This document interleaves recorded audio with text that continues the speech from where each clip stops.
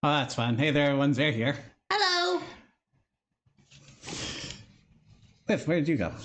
I am incognito. You cannot see me. There you go. Let me see if now I can you bring see that up.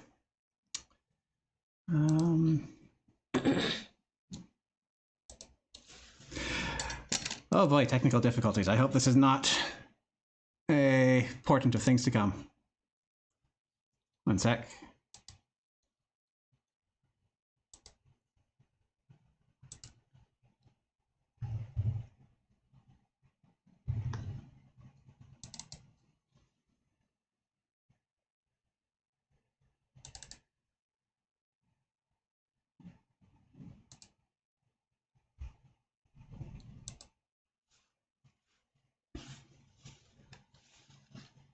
There it is. No intro movie because they decided to load it with spoilers. But anyways, welcome to Etrian Odyssey Untold. Ooh, the Millennium Girl. Indeed. So this is a remake of the original Etrian Odyssey. But they remade it very extensively. We've got a lot of the same environments, and I was going to do this in case it decides to switch things. A lot of the same environments, a lot of the same beats, but they did change a lot of things. First of all, the entire game is in 3D. Okay. Instead of a sprite-based experience. They also changed out dungeon layouts, changed out boss mechanics. They also introduced a story mode, which was a series first. So this series used to be, well, still is, based on your dungeon exploration RPG. The seminal version I can think of is Wizardry. So you're walking around in a first-person view, exploring a dungeon, getting your ass handed to you. Oh, okay. Wait, so there's no story, or?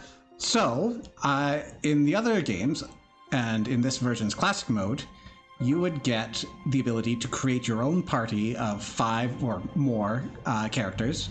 Oh. And you would assign them portraits, names, and you would explore the dungeons with them. And there would be events, and you would have opportunities to react to them. But largely, the game's story took a bit of a backseat. It is still there, but it is more of a political world is evolving around you and how do you react sort of thing versus a character-driven narrative. Ah, but this one's different? So what Untold did is they took that and they put in a set group of characters that you will follow, and they will be driving the narrative. With some consequences. Oh?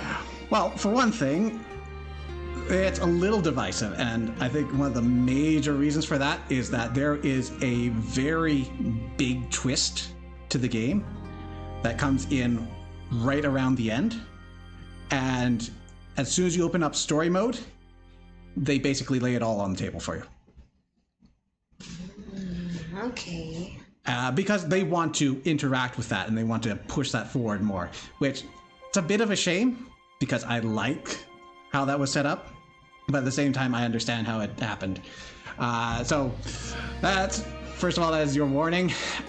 If you are interested in Etrian Odyssey, but you're more on the original vision, or if you're more on the classic mode side of things where you want to build up your own party and explore at your own pace, Etrian Odyssey HD is available on Steam, and that's probably more of your pace.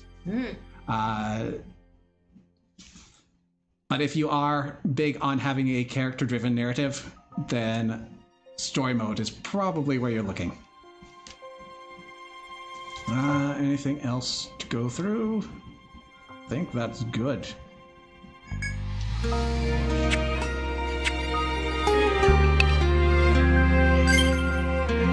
don't have any data from the demo. So yes, story mode, you have 5 set characters. Classic, you make your own. In story mode, act as the Highlander as you set out on a grand adventure with your companions.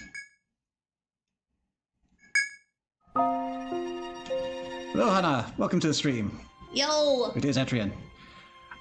So next thing about the remake, and this sort of came forward, did it start in 4, I think? So as I may have alluded to, Etrian Odyssey is a hard series. To the extent that their expert mode corresponds with the original difficulty intent, and they made 2 easier modes from that. So no shame if you decide to go for something easier, though considering that story is kind of a second note in this series, kind of wonder why you want Picnic, but hey, go for it. I'm going to be sticking with expert, however, because that is where my skill level's at. This difficulty is for those who enjoyed previous Etrian Odyssey titles, or who love a challenge. Difficulty can be changed during the game throughout the options menu while in town.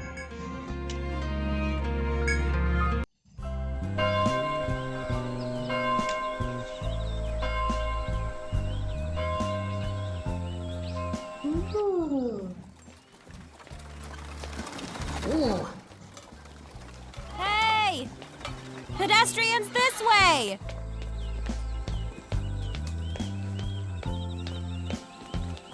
Another explorer, eh? Anyone coming to Etria these days is bound to be one. That's a big change from the last town. Yeah!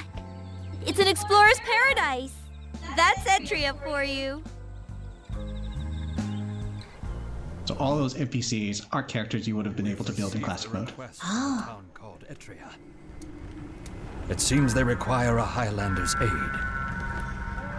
This will be a dangerous mission, but I believe you can do it. You are bound to the Far East, to Etria. Show them a Highlander's justice.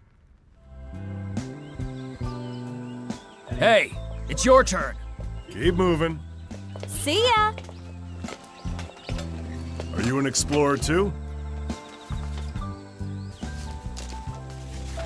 Oh! Invited by the Rada, eh? So dainty. Welcome, Highlander. May you enjoy your time in Etria.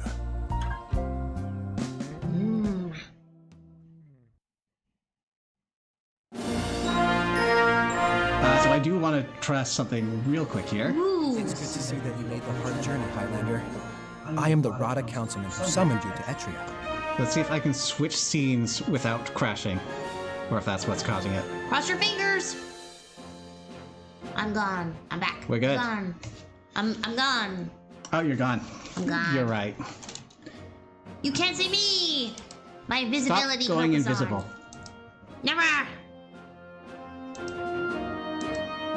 There you go. Nah. Think you discovered my streams from my EO3 VODs. Yay! Ooh! Put them in my Rex around the time the remasters were... Ooh! Yeah, I tend to have that effect on the industry. I play a game and then they remake it.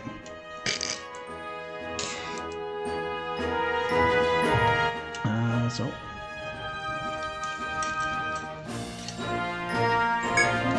I have heard the rumors that you are of a clan that seeks true justice and honors their word over all things. Now then, I wish I could get to the point of why I sent for you, but I must first see if you are capable of this task. We are dealing with highly classified information, so I must determine if a Highlander is as skilled as rumors say. well then, we'll rely on you. I shall give you a mission that all adventurers must complete in order to receive our official recognition. You are able to accept jobs called missions at Rada Hall. By accepting and completing these missions, you will receive a variety of rewards. You'll accept the mission, yes? No, yes. New adventurers must be tested by mapping the first floor of the labyrinth, and you are no exception. Go and prove your skills as a Highlander. Ah, so you accept. Well then, we'll rely on you. Allow me to explain. The first task I put to you is to draw a map of the labyrinth. Cartography is a necessary skill for those who adventure into the forest. You must master it. What will we say? We'll say... Understood some... Oh, understood. I am mindful that the hazards are great for one traveling alone. Lorada has prepared companions for you. These two are quite skilled. I'm sure they won't be in your way, Highlander. I'm Ren, a Ronin. This here's my Hexer partner, Talatka.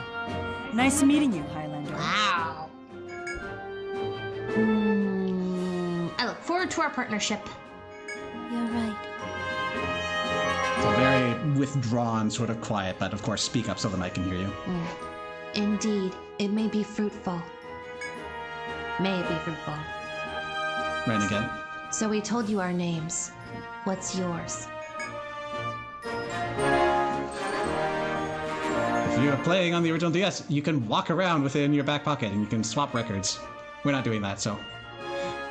But we will still refrain from using personal information, offensive language, or anything that infringes on others' rights. Alright. Adventurer's name.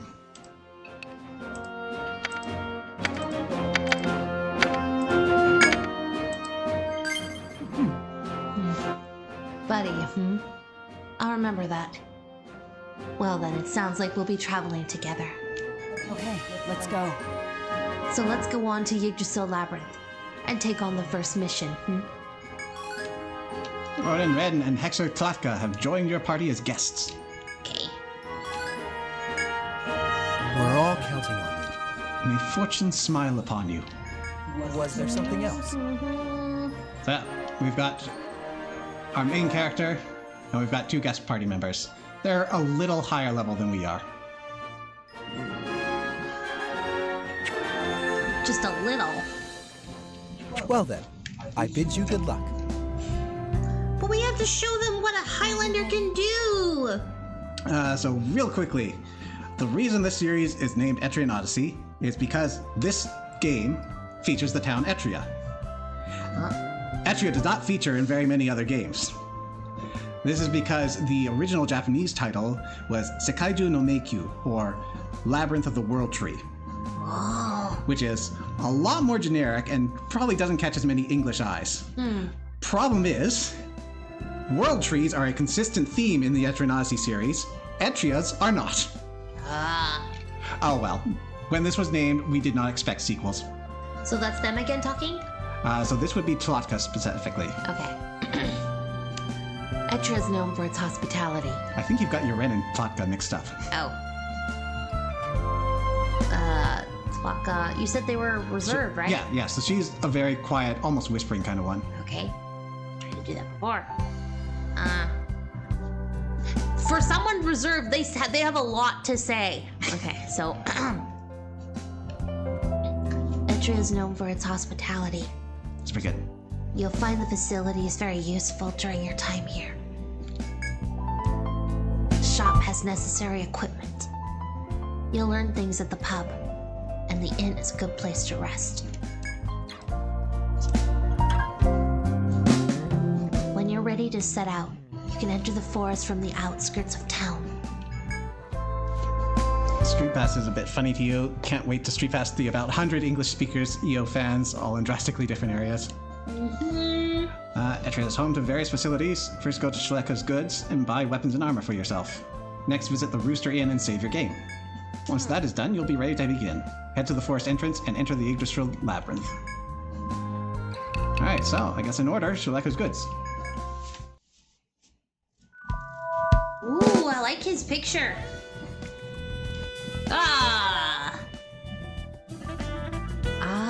Okay, I see what's going on here. Okay. We don't get a cue though yet, right away.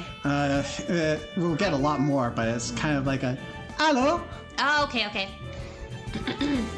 Hello. Don't think I've seen you before. Oh, you're with Ren. That means you must be a new explorer here for Labyrinth. Yeah, you got a pretty good feel of the accent. Well, if you need items, weapons, equipment, I'm your girl. How's that? Shaleka buys whatever you find in the forest. She makes it into new equipment for you. I'm sure you'll be coming here often on your mission. If you want to try something, go ahead. Pick it up. My store can't go on without all the explorers. I'm counting on you.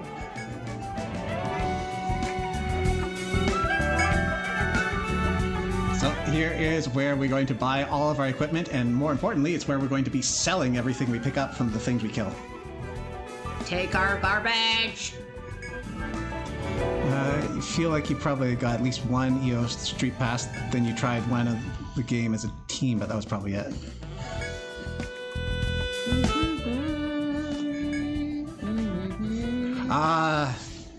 Technology marches on. We can multi-sell.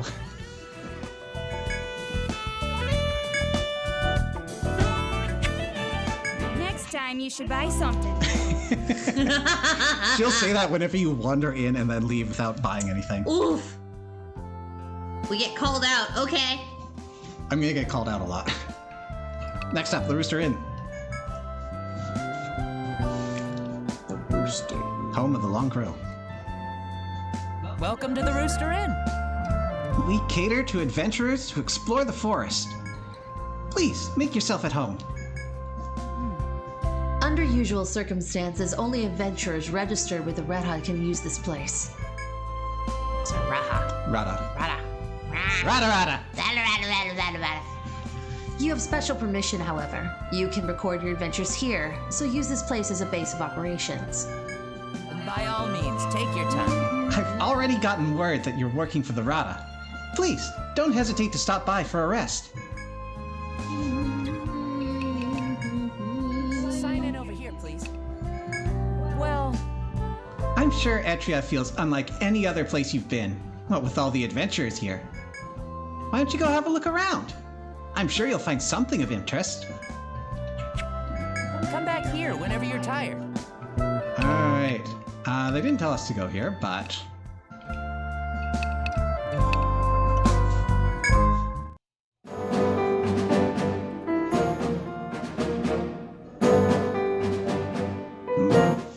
You're with Ren, so you must be... Oh, you're the Highlander that the Rada called here, am I right? This is the Explorers Guild. It's a place that manages all the explorers here in Etria to explore the labyrinth. Well then. Explorers come here to start their own guilds and find others to explore the labyrinth with. That's nothing to do with your mission, but perhaps you'll have business here someday. If you're still interested in the labyrinth after your mission's done, come back here. All the explorers we have these days are spineless. I'm glad to get one of the famous Highlanders here. Man. I've heard rumors of the Highlanders. I never thought I'd live to see one of the legendary mercenaries in Etria. If you ever feel like working as an explorer instead of a mercenary, you're always welcome here. Keep it quick. So, this is much more important in Classic mode because this is where you're going to recruit and organize your party. Which means I gotta do a thing. Done. So, depending on what mode you're playing, you'll have access to different classes. I will specify that this research was done in keeping Etrian Odyssey Untold online. It is a bit different, Untold in mind. It is a bit different for the original Etrian Odyssey, and it is further different for Etrian Odyssey HD. We can take a look at the stats, and I've got explanations of all of them up on screen. Essentially, if you've got 5 stars, you have got the best of any class in that game. If you've got 1 star, you've got the worst, and you've got a percentage of others. And...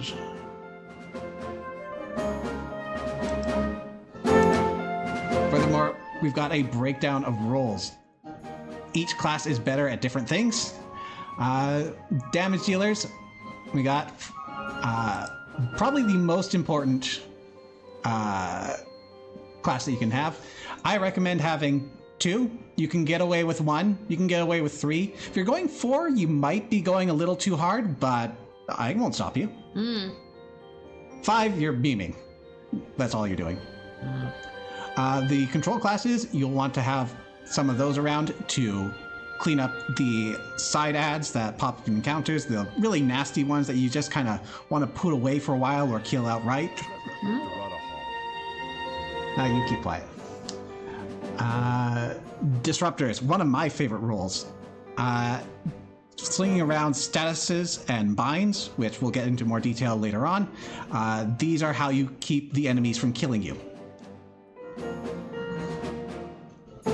After that, we've got support, a slightly softer version of the disruptors, but they are going to be force multipliers that are going to help you predominantly kill, but also survive and do some other nifty little things.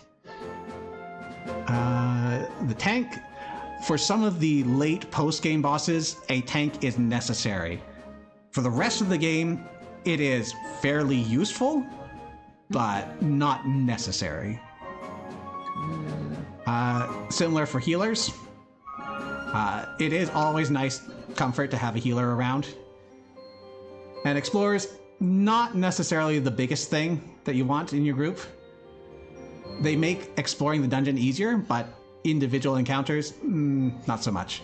I have listed all of these from 0 to 3 stars. If it's got 0 stars, they don't have any skills that particularly help you in this matter. If they got 3 stars, they are designed for that class. Keep in mind that building out your skills is a customization event, so you can build a character that does not leverage their 3 stars appropriately. And maybe that works for you, maybe it doesn't. I will also put forward that there is no multi-classing this time around. There is something similar, but it is a bit of a crapshoot, and I'm going to assume that you're not going to be able to really leverage that system. And then last up, all the different equipable stuff. Top row is your weapons, followed by your armor. Next row is all of the damage types that you can do. This is your slash, your bash, your pierce, your fire, your ice, your electric, and your almighty. Followed by the different status conditions that you can inflict, and finally all the binds. Having these are valuable in that the way you're hunting monsters, sometimes you want to inflict certain conditions or do certain acts on them in order to get good rewards. We've also got a speed chart over on the right-hand side. Your equipment matters fairly heavily in determining who goes first. It's not the only thing, but it is a thing.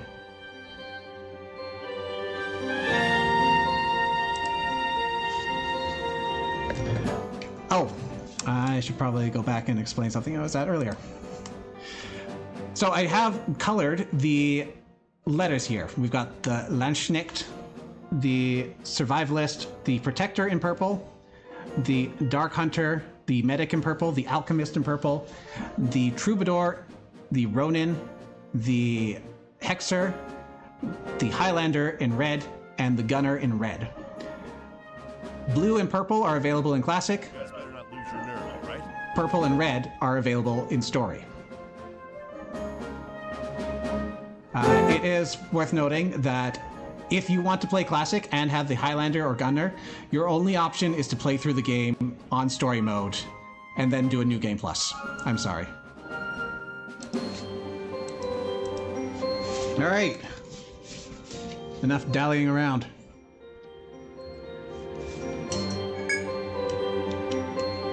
I said enough dallying. Let me go. See you around. See you around. Okay. Head to the forest entrance.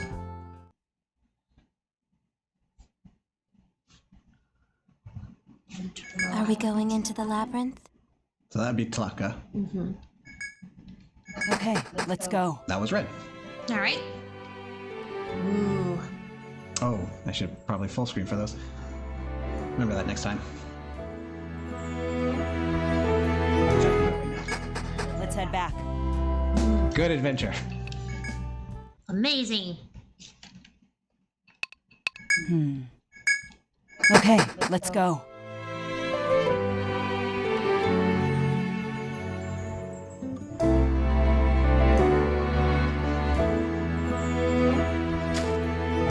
Well then. This is Yggdrasil. Is it? This is Ren. Ren, okay. Here. Ren is definitely the talky one and doesn't use ellipses. If it's ellipses, you can probably assume Tlatka. Okay. This is the Yggdrasil Labyrinth. Lots of explorers have tried to conquer it, but it remains a mystery. Ren slowly takes in her surroundings while speaking calmly to you. Still, there's ellipses. That one? Or is it still Ren? That one is Ren. Okay. It's not clear cut. I know. Yeah, okay. All right. I'll try to call it out then. It's okay. We'll do our best. Still, this is this first floor is safe as they go. You'll have us with you, so don't worry and tend to your map. With that, Ren falls silent and turns her gaze to the path ahead. It seems she expects you to go on. A version for the chart for the original EO1 would be funny to see purely because Medic would have 3 stars in the majority of the role categories. Yeah. Skills were a little busted. You take your first halting steps into the forest to draw the map you were requested to complete. Alright, so we're going to get Lith to try this out at first and see how she likes it. Be careful, this pen is live. You can be clicking X buttons. That will be bad for the stream.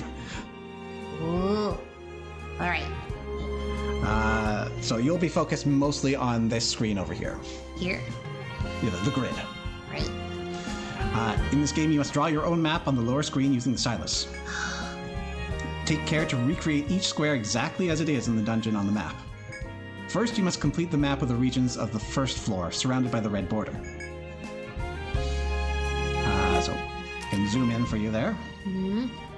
It will snap a lot, so don't worry about that. Just get approximately the square edges and it'll do it for you. Of use immediately, and we'll go over some of the other stuff later on, the pencil, which will help you draw walls, and the eraser, which will help you erase walls.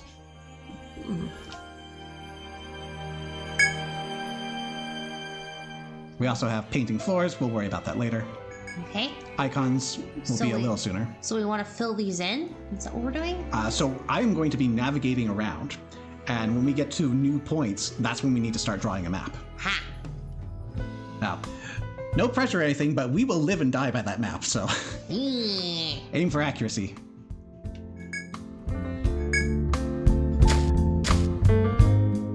As you walk the path that leads deeper into the forest, Ren seems to recall something and addresses you. Right. Sorry to keep stopping you, but there's one more thing I forgot. It's about the skills you can use depending on your level. I hear that Highlanders are deadly with a spear. Reflect on that and decide what your specialty will be. You can hear the concern in Ren's words for a new explorer, though she quickly faces away again. Just as Ren says, explorers can learn new skills to employ on their adventures. Before using a skill, it must first be learned by spending skill points. As you've just started your journey, you have 3 skill points available to you. You will gain 1 more each time your level increases. For a Highlander, skills such as Spear Mastery and Attack Up are recommended. Look at a skill's effects before learning it. It is not intuitive, but it is over here where you're going to be spending skills.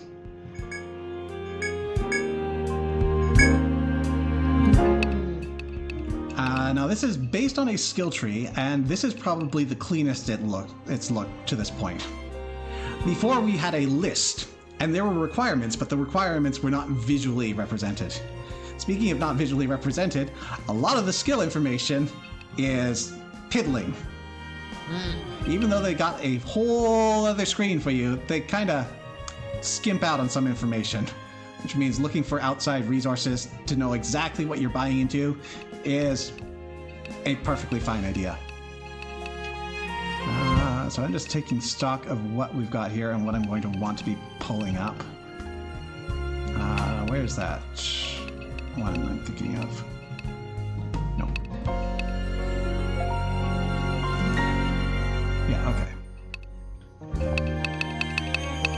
first, we're going to want to invest in some spear mastery. Calm down, Link. So unique to this is that when you invest into the mastery skills, it will automatically give you extra skills when you unlock them. Don't expect it to be so kind in the future. Oh. I think go for 3.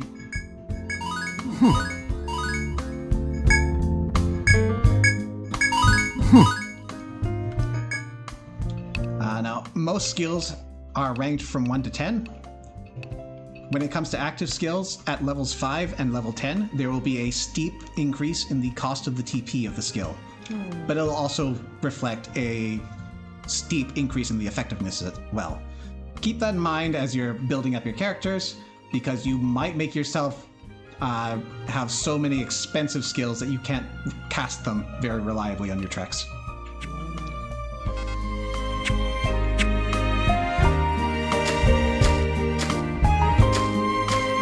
Ready? Right. So I have auto mapping on, so this is going to automatically put down floors where I step. But it's not going to put down walls. So make sure you're keeping track of the walls as we pass them. Walls? Yeah. So give that a draw.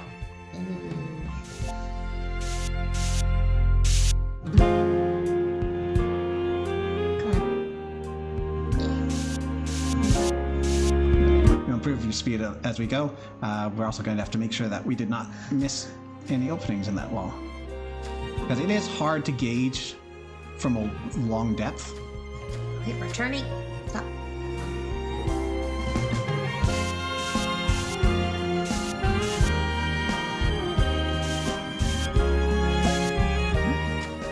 Oh, okay, it's your turn. So while you're doing that, I'll explain in the bottom right corner of the screen is the enemy encounter gauge. That thing is going to move from blue to yellow to red, and as you get to red, your party members are going to start to grunt to alert you that an encounter is coming up. This is how you know when encounters are coming up. It is random encounters, but they do give you a warning. You haven't played Untold much past the first stratum, so you've yet to figure out how much you like Highlander as a class. I like that they have a lot of very weird niche skills, though. They are a bit of a weird class, but they're very much in the damage camp. Let's get this way. Stop. It's okay, I got a battle. Monster. Well then. Listen. Listen, well, buddy. I am what it's called a Ronin. We're skilled in direct combat on the front lines. Listen to my voice. I'm a hexer.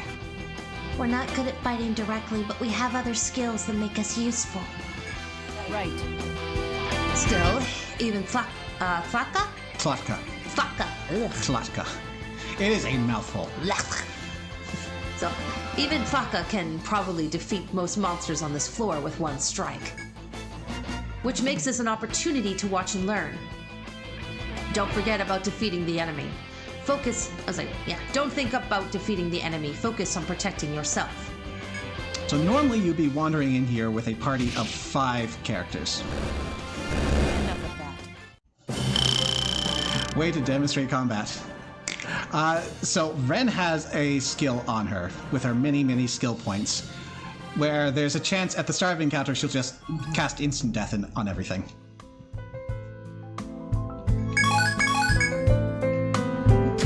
So bring that wall up here a bit. Hold on. Yeah, that makes more sense.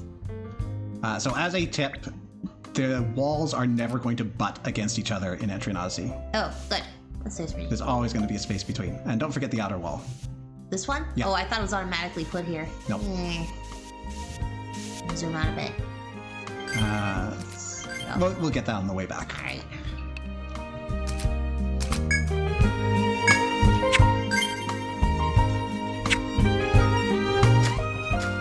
We've got another fork here.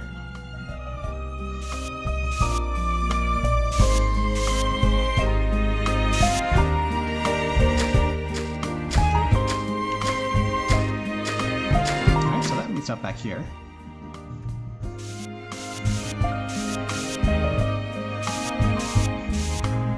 can strafe with the L and R buttons.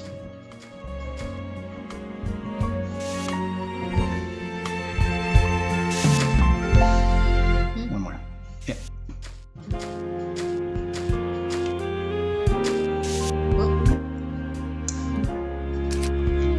Happens to everyone.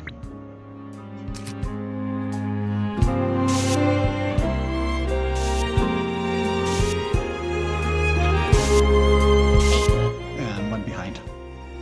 On the left side there, yeah. Draw this wall. Hey. Draw the wall. Oh. There Wait, you go. yes. Thank you. Oh, it's a dead end. Oh, okay. Meanwhile, this one is not. So you can race to the north. This one? To the north. Here. There is a Ronin skill called Breath. Use it during battle to heal both yourself and your companions to either side.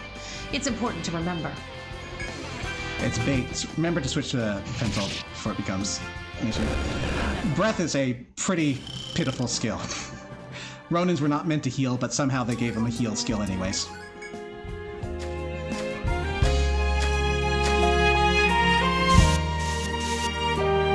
Oh, interesting. The girl who's been watching you fumble with your map while walking the labyrinth smiles and whispers to you. That's it. You're doing well. Good luck filling in the rest. Encouraged by the girl of few words, you continue your exploration. We got a head pat! You can tell this game is fantasy. So this is a corner turn up here. Hello, Demi. Welcome to the stream. Yo! We are Etrian Odyssey.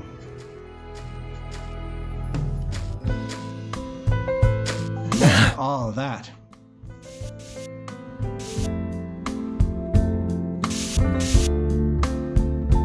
Come on. Oh. Oh boy. So that's a wall all the way to where I am. And then we're gonna get into an open room. This? Yeah, and one south of me. Oh. This? Yeah, thank you. As you continue into the forest, you reach a clearing. Further within the clearing are squarish boxes spaced equally apart from each other. What are those? I see. Those are treasure boxes. Some contain things explorers left behind. Others hold things hidden here long ago. They're useful for explorers. When you find one, give thanks as you open it. And hope it's not a mimic.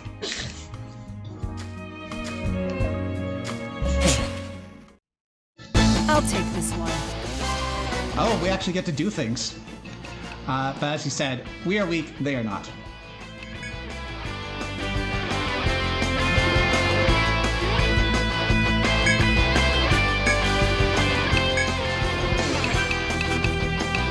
Look at all of Taka's options. Wow. I don't see anything that's particularly amazing, so I'm just gonna punch.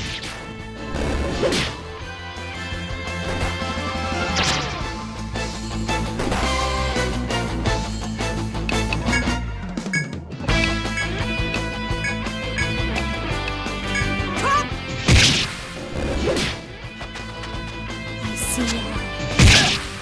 Let's press on. Congratulations. We got to level. You should record that one. Incidentally, it is possible to level up Ren and Talatka while you have them in your party, but they're not going to be here long, so you're not going to really get it unless you go out of your way for it.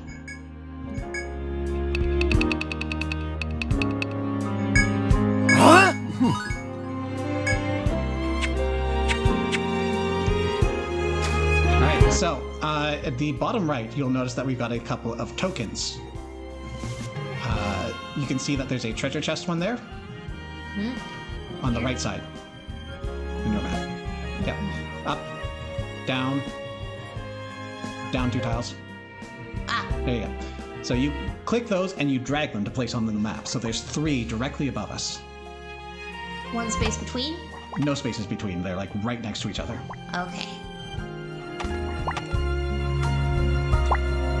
And then the rest of this room is just a 3x5, so you can go ahead and draw those walls in. 3x5, okay.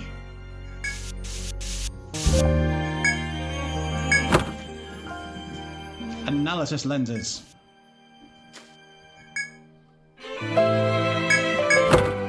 I believe analysis lenses will just give you information on the enemies you're fighting. Nectar, that is your revives.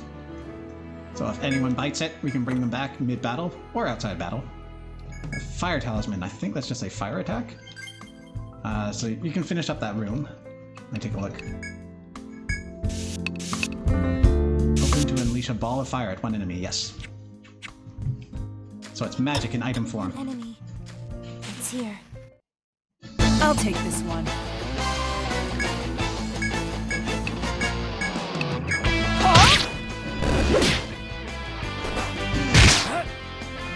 There we go. Ooh. So you can see that there's a bit of a difference going on. Oh, yeah. That is more in line with the typical Etrian early experience. The original enemies are tough. They do not let up from the gate. Divination.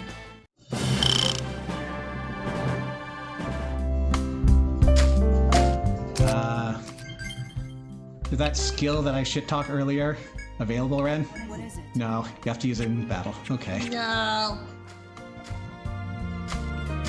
There's a wall right here. You miss. Hello, damn GP. Yo! Welcome to the stream. And sorry, damn JP to you. Let's stick with one language, shall we? Damn JP. I can't do it! JP2. JP2. Why is that the name that stamps me? Welcome to the stream regardless. Enemy, huh? A monster.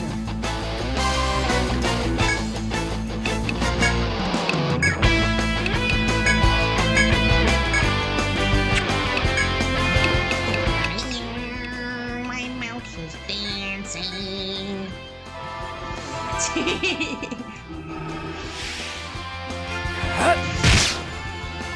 Alright, sleep. Fairly standard ability. Useful in that it will negate the target's evasion. And on top of that, makes the next physical attack that hits them deal increased damage. We're plan. Brave the Labyrinth starts to want to explode if it gets going. Yep. Yep.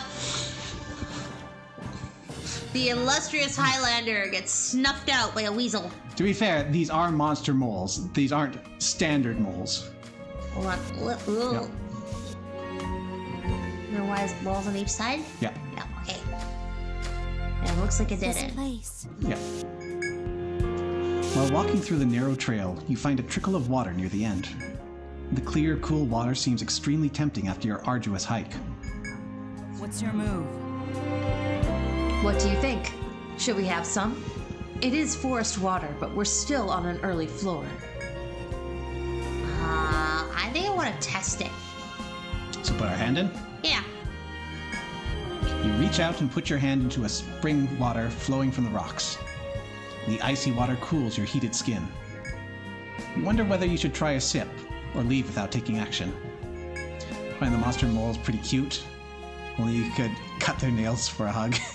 Yeah, that would be the main issue, wouldn't it? Just gonna take a sip.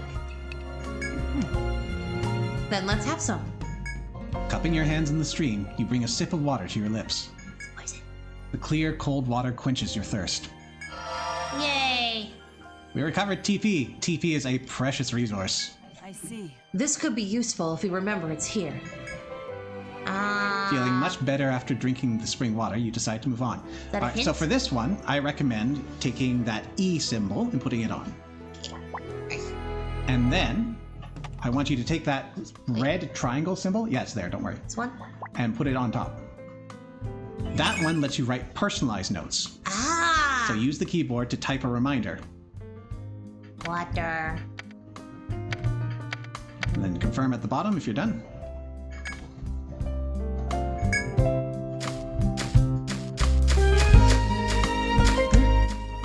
Okay, whoa.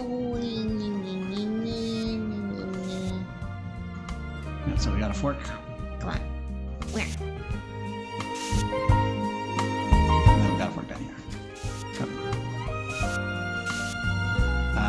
That looked like a wall at least on this side. We'll have to double check that when we get there, but no worries.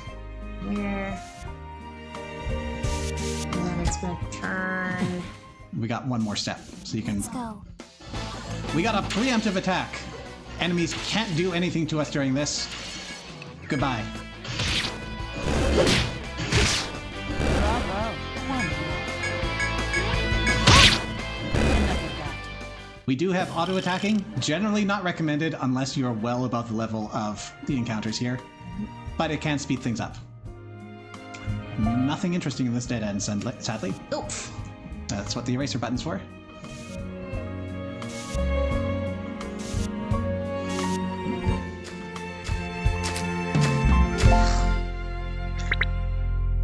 I believe I can... No, that doesn't work. Oh, sparkly. Oh, so let's get this first. This place. A mysterious violet crystal entwined with ivy blocks your path. It seems you cannot proceed. So for this one, the top left symbol in that nook is an open door, and then the one next to it is a closed door. Grab that closed door and put it one square ahead.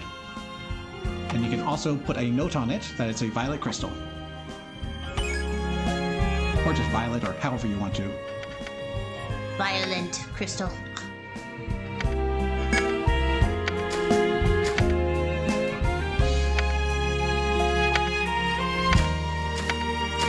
An enemy.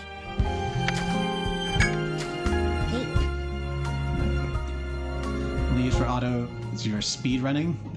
It's also if you're in an area that you're well above.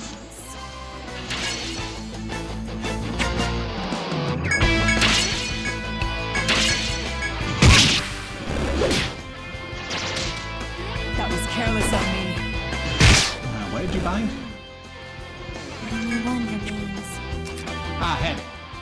So head binds are part of the system that I really love in Etrian Odyssey, the binding system. Head binds, all your skills are attributed to one of three areas: your head, your arms, or your legs. If you are bound in an area, you cannot use any skills that require that extremity. Furthermore, they also have some additional effects tacked on. In the case of head, it reduces your tech value. As we saw earlier on in the chart, that means that our status infliction rate goes down, our magic attack goes down, and most importantly, our magic resistance goes down. Thankfully, as a swordie, Ren uses her arms much more than her head. It would suck for Tlalotka, though. Let's press on. The only violent crystals you know are the Mimic Save crystals in 12.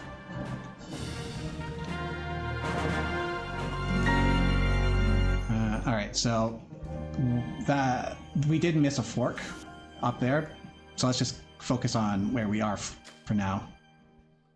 The purpose of auto is to accidentally press it in the games before they implemented a confirm option, and then pray that your mistake does not get you a TPK. Was that a dead end behind us?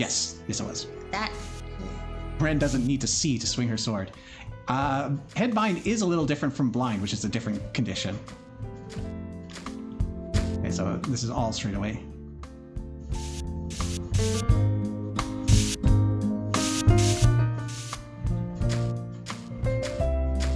Okay, and then we've got a T-junction.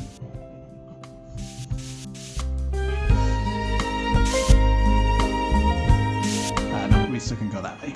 Oh.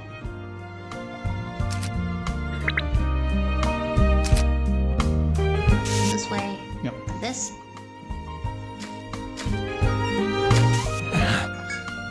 You step into a dead end at the forest edge, covered with brush and brambles. An old rucksack, seemingly abandoned by a past explorer, is lying at your feet. Must have belonged to one of the victims of the forest. Guess no one missed him. Sure, what's in it? You peer inside the rucksack and find a number of coins inside. Right. Keep them. I'm sure they'd have wanted it that way. So, while that was somewhat tame in the sense that it was abstracted, finish up the dead end here. Okay. Some of the events and descriptions can get pretty brutal in this game.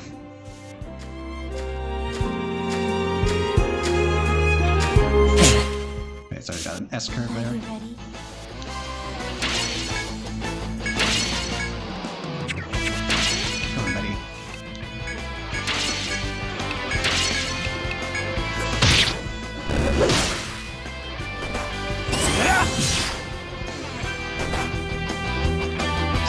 pierced has a pretty metal Japanese description. The Japanese name for it is brain rend. And it does carry a chance of instant death. That is very visceral.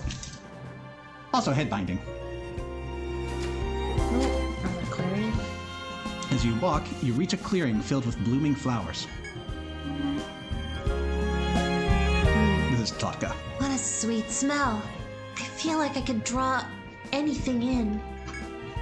You contemplate whether to rest and enjoy the sweet smell, or leave immediately. Shall we rest among the flowers? I'm suspicious. What's got this suspicious in you? The rucksack from before. And how she says, it can draw anything in. Interesting. So do you think we shouldn't rest here? No. You're right. Yes, that's probably best. You decide to vacate the sweet-smelling clearing at once. By entering it. Hey!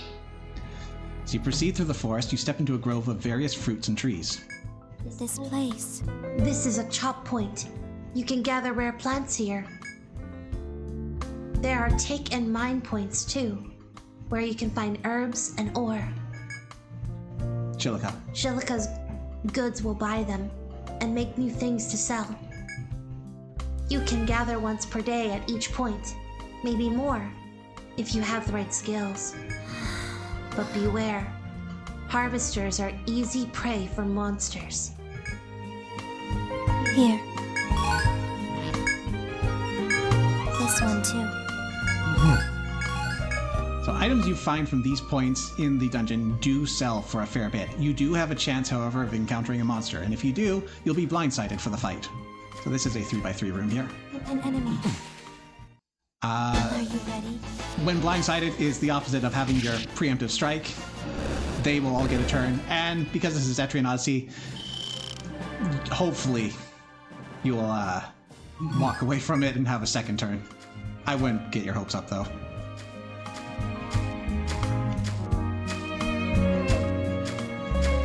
So I don't remember all the events, but I do remember that one, and the flowers, if you do sit down and rest, you will attract butterflies of the poisonous variety.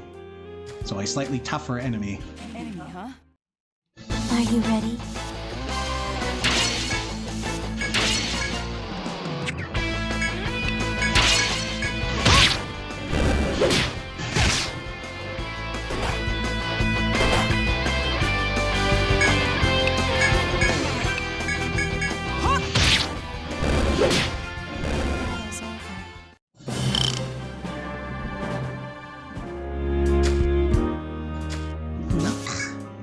The XP is good if you defeat them, absolutely.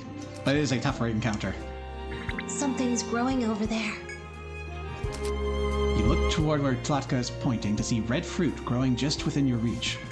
You consider for a moment whether or not to eat the fruit. No? Don't eat it. I see. At least. Wary of the mysterious fruit, you resolve not to be tempted by its bright color. Yes. Usually that's danger in nature, but this is a fantasy, so what do you think? I think we should put a note here because the event has not disappeared. Okay. It might be important to check out later. So... Yeah, the red triangle, and you can also put down the E after you finish typing. So let's mark it as a red fruit.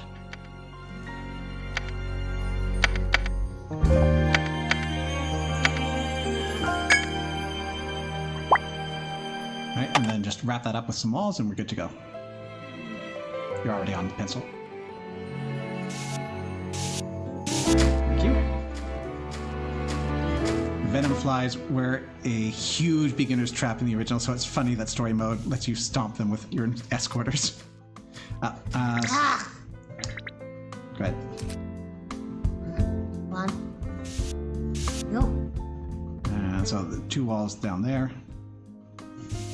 One more. And then this is open, actually.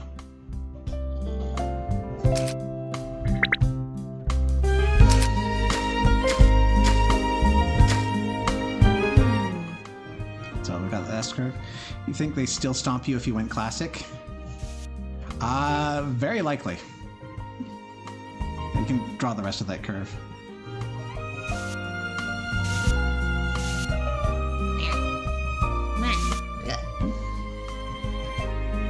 Got another gather point or chop point. This one too. Alright, so this is a 3x3 room here. You're gonna get into an encounter soon, so you can draw the map up. A monster. Enough of that. Ren decided we didn't have an encounter. So I'm going to note, you may have noticed, oh, hold on. As you walk the forest paths, you notice that your map of the planned area of the labyrinth is complete. Bravo. Looks like you're done. Ren peers at your map and nods with a smile. You must return to the Rada to report the completed mission. We're all good. So the yellow item drops, those are conditional drops. You have to do something particular with the enemy in order to get those. They are typically more valuable and lead to better equipment. So, how are you finding cartography? It's okay. There's moments where obviously it tracks with you, so when you're moving, sometimes I'll make little blunders. I'm sure I'll get faster at it. It's been a while since I've drawn using a tablet while looking at a different screen instead of seeing direct pen contact visuals, but this is fine. I also have a mouse if you would prefer. It's slightly different. This is cool. That's better? Okay. Yep. The Ronin walking beside you suddenly raises her right hand in a signal for you to halt. What is it? Stop, buddy. Something's not right. The trees around you begin to rustle, confirming her suspicions. The birds scatter and you hear a noisy rumbling. Earthquake!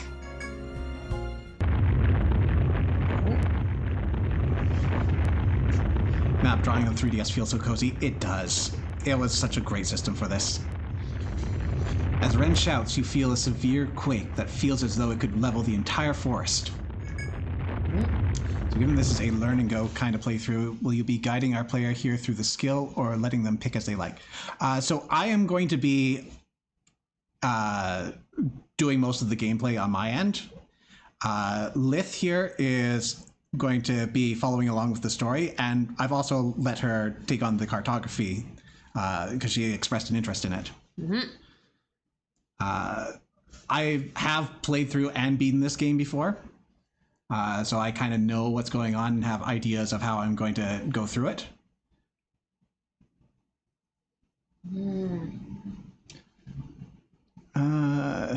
And it is unfortunately one of those games where just going in blind with your skill picks is painful, and I'll get into why later.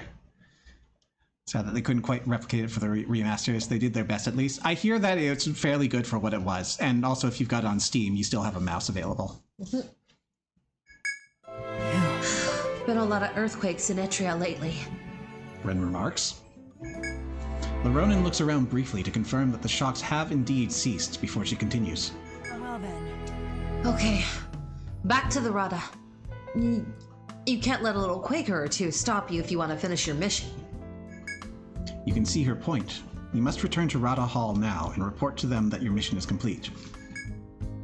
You wish 1, 2, and 3 was officially on the phone. You can replicate the DS, 3DS feel quite well. Let's head back. We don't speak about the actual mobile game. So after all that hard work, let's make sure that we save. Sign in over here, please. I do like that my 3DS has very quick saving, as on most models, it does tend to take a while for each save that you drop. Come back here whenever you're tired. Which, they've got like a full several minute song to play during the save sequence, which I guess we're gonna miss out on this playthrough. Oh well. Rada. What brings you here to Rada Hall? Ren and Tlatka are both veteran adventurers who have earned the trust of the Rada. If there's anything you don't understand, I'm sure they will be of assistance. Was there something else? Playing through Untold, not too deep in, your stat-up only skills runs seem to be pretty good for now. Ooh. That sounds like it'll be tricky. Are you allowing items and or the gems? You have a report to make, yes? We are grateful for your hard work.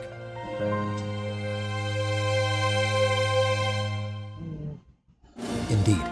Ah, a very good map of the first floor. We will hold on to this. Takes your map. Now you can't find your way back. It's a good thing we keep a copy. Now then, Ren, what did you think of our Highlander's work? Right. It wasn't bad. He's got potential. If you're asking if you have a good man for the job, I can say you do. I see. You may leave then. I'm sorry to have taken your time. I know well how busy you are. There's no need for that. We're told to work with you, so we did. We will be going now. May you be in good health, Highlander.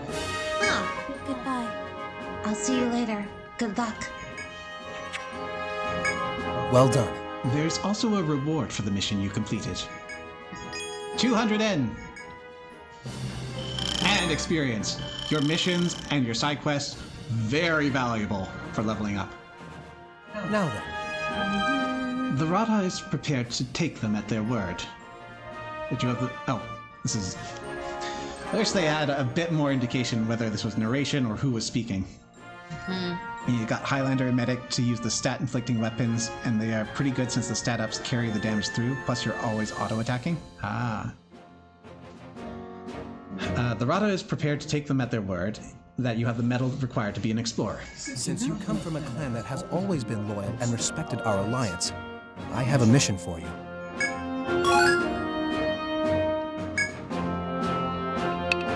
You'll accept the mission, yes?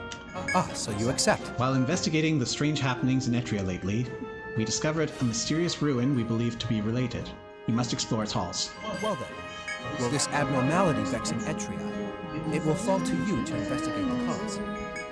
In particular, I mean the earthquakes that have plagued us lately. Normally we'd think them to be acts of God. But our own investigation has shown that these earthquakes seem to be related to an unknown ruin. It's an ancient place we discovered in a dangerous region where the ground rises and sinks. Whenever a mysterious sound echoes from the depths of the ruin, it is soon followed by a quake. We have researched this thoroughly and concluded that there is a correlation between the sound and the quakes.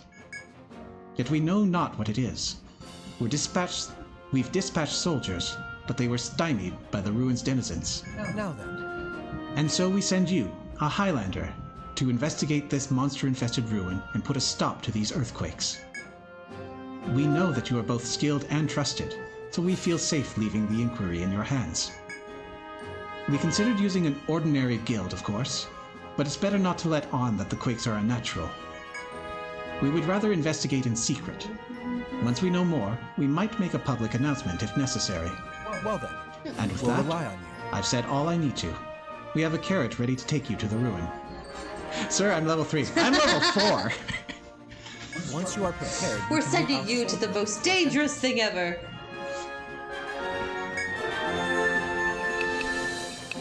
Well then, I bid you good luck.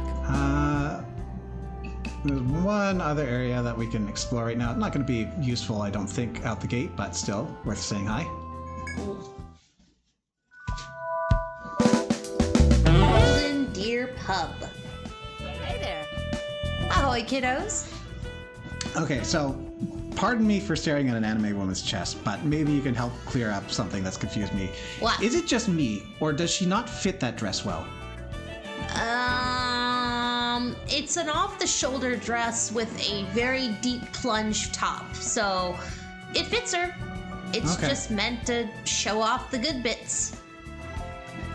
Yeah, the way my brain interprets this, it feels like it's not quite sticking to her form as it should be. I guess I'm just misreading it. In my interpretation, it gives a little interesting bit of characterization to her, but It's, if it makes sense, it makes sense. think of, remember Lulu from FF10? Yep. It's a similar idea. Like the open part of her robe or kimono is literally purposely opened and kind of falling off her shoulders on purpose, held up by the really, really tight sash around her middle. Specifically, I am looking at the boob shape, however. It's just the type. In Okay. fact, I think that particular shape is caused when they don't have a bra, which would make sense because it's open at the top. All right. Still gives you some characterization then. the newly licensed adventurers.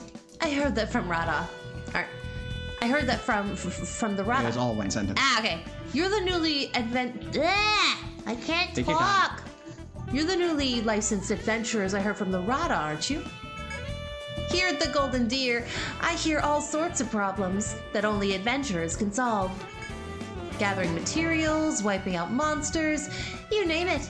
I hear someone sobbing about it. And when I do, I pass the requests on to kids like you. You're welcome to take them on. I know you're the talk. You know you're the talk of the town, right? Rumor has it Ren's taken a liking to you. Take care now. We will get our side quests here. They're going to help us build out the world and our stats. Lady, I'm level 3. Unfortunately, I'm still getting the place ready for you, so I don't have any requests for you yet. Give me a little time, and I'll post up quests that are available. Can you come back a little later? Come again, kiddos.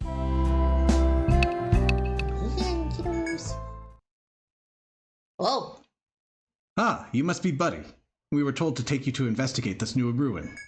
It's some distance away. Once we depart, it won't be easy to return to town, so be sure you're ready first. I estimate it to be about a day's carriage ride from here. If you're ready, we can depart now. Very well, then let us away. You're going now. There is a time system to this game. It is not as impactful as others, but we will still see some effects of it as we go. At the carriage ride's end, you step into the newly discovered ruin with the soldier. Its walls, supposedly built of advanced technology, are cold, driving home the ruin's deep mystery. This is the unknown ruin we found. The reports of monsters within made it too dangerous to explore. The Rada told us they'd send one skilled in battle, that's you, and that we were to leave him to be it, and that we were to leave him to it. Your first order of business will be to proceed into the depths of this floor and investigate what you can. We've no idea how large the place is, but we will pray that you succeed on your mission. I'll be waiting here for you. Come back if you need a rest. The soldier who guided you here then hands you a small bag as you are about to depart on your investigation. After accepting the kit from the soldier, you walk into the unknown ruins. So, we are one person. Woo. Ready for the map? So let's put down a note here. I'm not sure what symbol would be appropriate, but just remember that there's a soldier here. It's probably one of the yellow ones. That's an obstacle. Okay, this. That is an FOE. We'll get into those later. One of the yellow ones. Alright, map. Sure. Oh, come on. Here? Yeah, and then let's put a note that it's a guard. What's a cart? Guard. Guard. So this dungeon is exclusive to story mode and is one of the stronger reasons why you want to be going into story mode for Untold. It is... you do not go here at all for classic mode. And that's an issue because you're going to be here for a while gaining levels. So the balance of the game is a little off if you're playing classic mode. Also, you're going to get some very interesting details as you explore through here.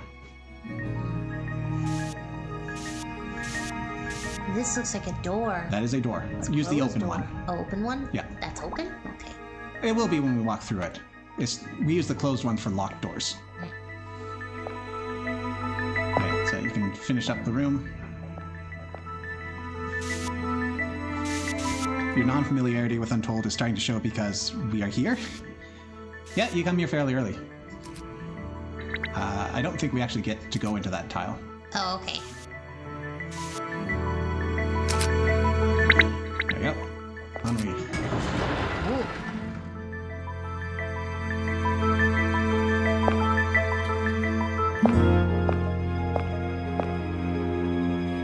Alright.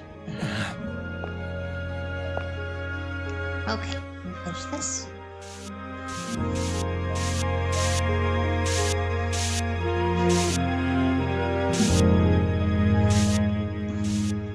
So if I haven't mentioned already, we are, and there's a door ahead. We are a single level 4 adventurer. This does not sit well. No.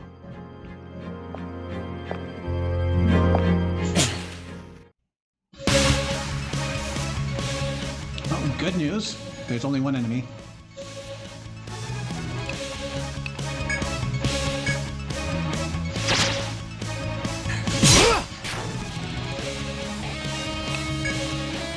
Also, music in the game, fantastic throughout.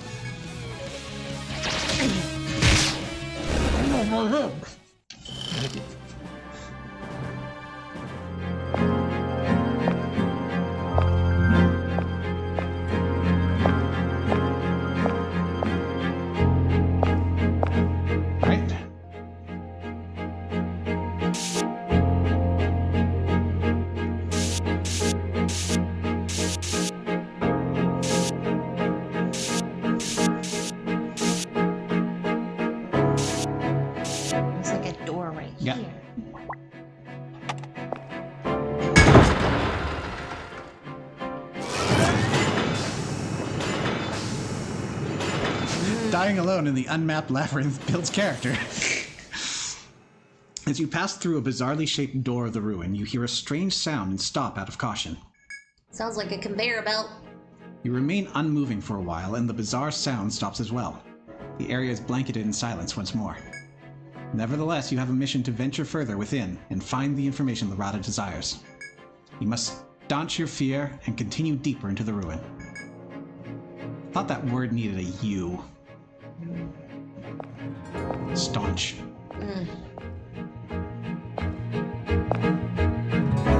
Alright, we got a T-junction here, so catch up on the map.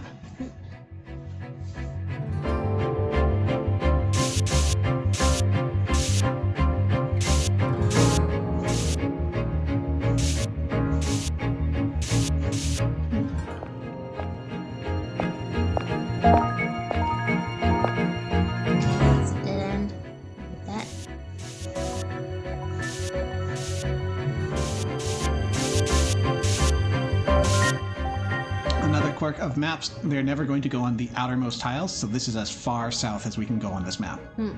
Or any map. They always give you a nice little buffer between walls.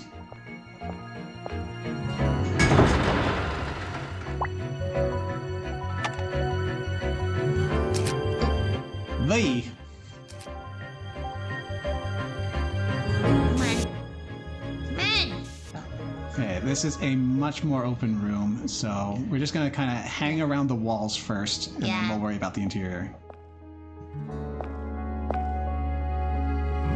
But we're gonna have to do this as we go, so.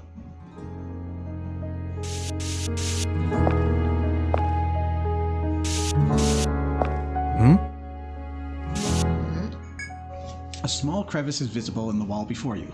Perhaps a person may fit through. However, it appears to be impassable from this side. So this is our introduction to a shortcut. So what I like to do for these is, you see all those arrows?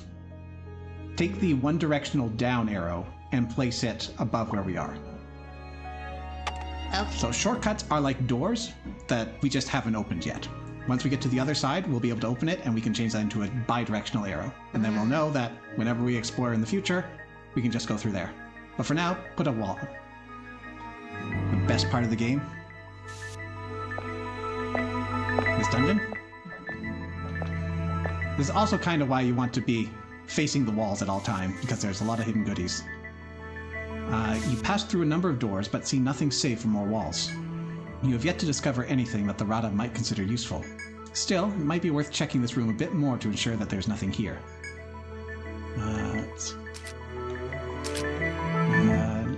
Can I... There we go. It's the left stick. So now you can do that. And I think... no, it doesn't. Thought that might have... Okay, so we got a corner.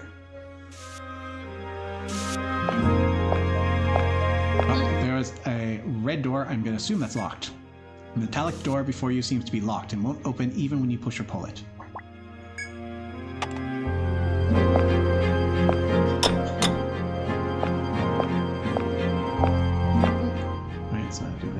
Side.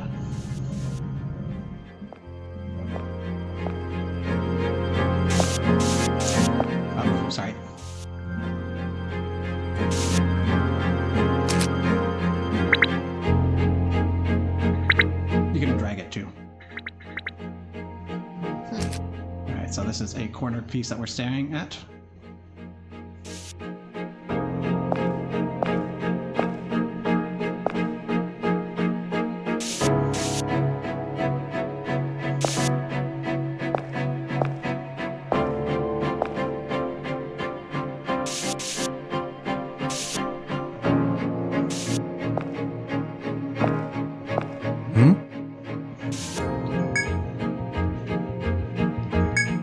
Shall we proceed? Sure. Alright, put a bi-directional arrow there.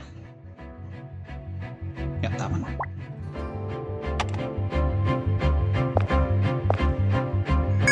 There's a mysterious box before you emitting a strange light. When you approach the box, it produces a new blue panel of light. Startled, you reach for your weapon, but there's no other change. Your curiosity stoked by the mysterious light, you consider touching it. Sure. Upon deciding to touch it, you let out an anxious breath before reaching towards the panel of light. Upon doing so, you hear an unfamiliar sound, but there seems to be no notable change to your surroundings. It may be that something else has changed elsewhere on the floor. You try to think of what that might be so that you can go and see if a change has indeed occurred. So, just quickly, you see at the bottom right how there's two tabs, one with a door and one that's sort of darkened? Right above the doors. Always on your screen. Yeah, This? so to the right. No, This? yeah. Try clicking that for now. Yeah, okay.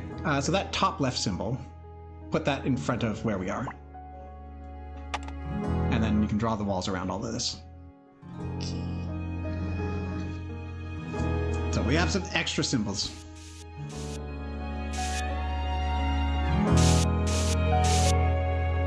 And then you can probably guess what the rest of that shape looks like. Hmm?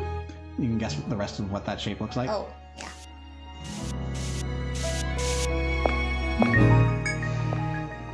This is technically a wall here. Mm.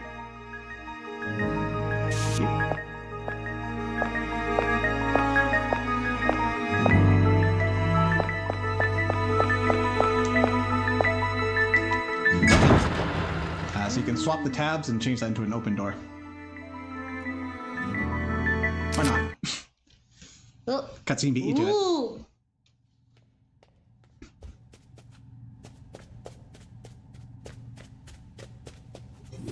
Huh.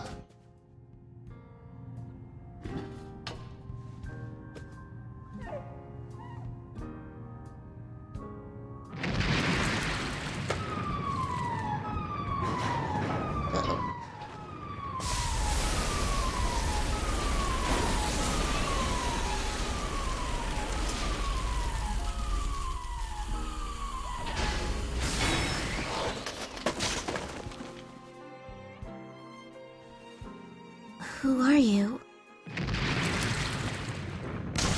Whoa! Arthur! An explorer? Huh? And a marshmallow. Back!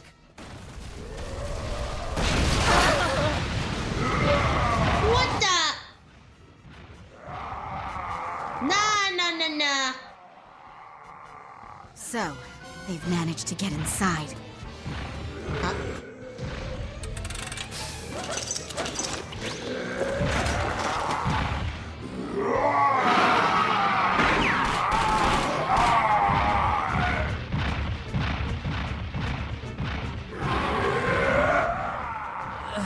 Who are you? We'll talk later. Here it comes.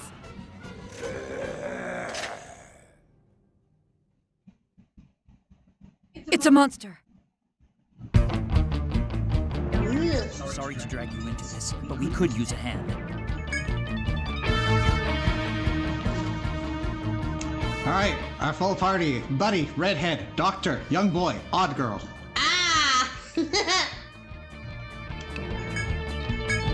behind my shield, everyone. I'll protect you. It's the tank! High defense and experts at guardian skills.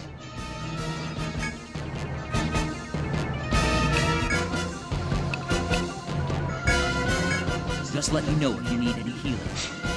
Extremely fast party formation to camel ratio in this game. Next are healers. They are not as squishy as you might believe, but still they are important and you don't want them to die.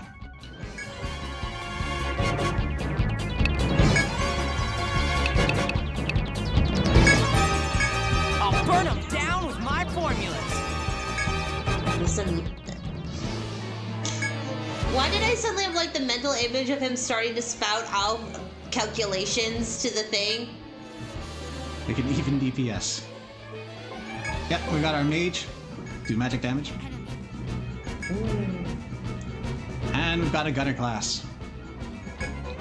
They can do high damage and or inflict binds. They also have some quirky skills, but those aren't really good. They can absolutely break the game, however. What's wrong with any other Etrians? This is my first game. I've played through Etrian Odyssey 3 on stream, and I've also had experience with most of them except for 2. Gunner in Etrian Odyssey 1? Yes, indeed. This is originally a class that first debuted in Etrian Odyssey 2, but they backported it for Untold. Bound, but you haven't taken a lot of damage.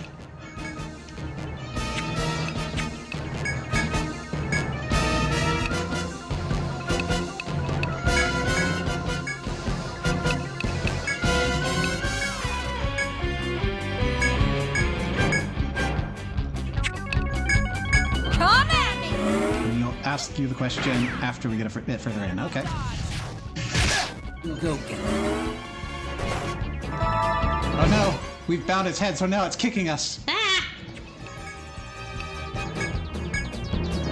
So as useful as the ailments are, there is diminishing returns on them as you go through. If you manage to inflict disable on them, they will become resistant to that disable. And I think in this game that resistance will slowly go down, but it's still going to be harder and harder to inflict the head binding on it while this fight goes on.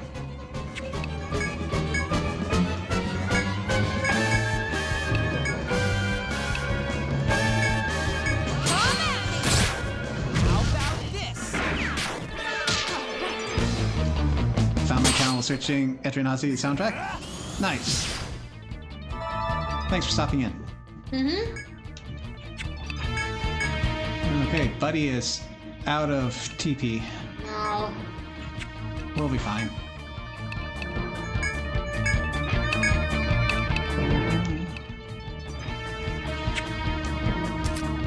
Generate's still going, but we could use this opportunity to top it up.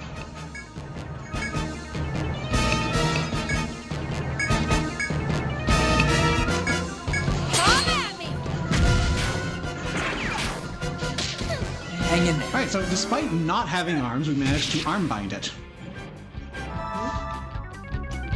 What this does, on top of disabling attacks that use the arms, which there are a great many, it also reduces their strength, reducing the damage of their physical attacks that they still are able to do.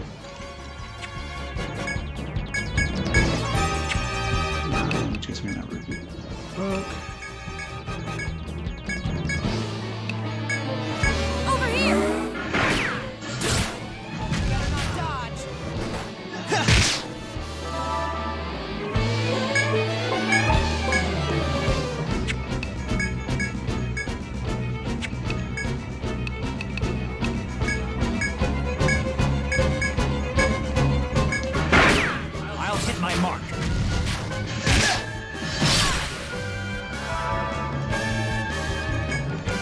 Its head is free.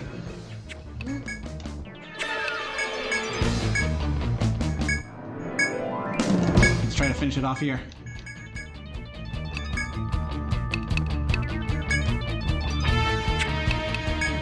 This will leave a permanent mark.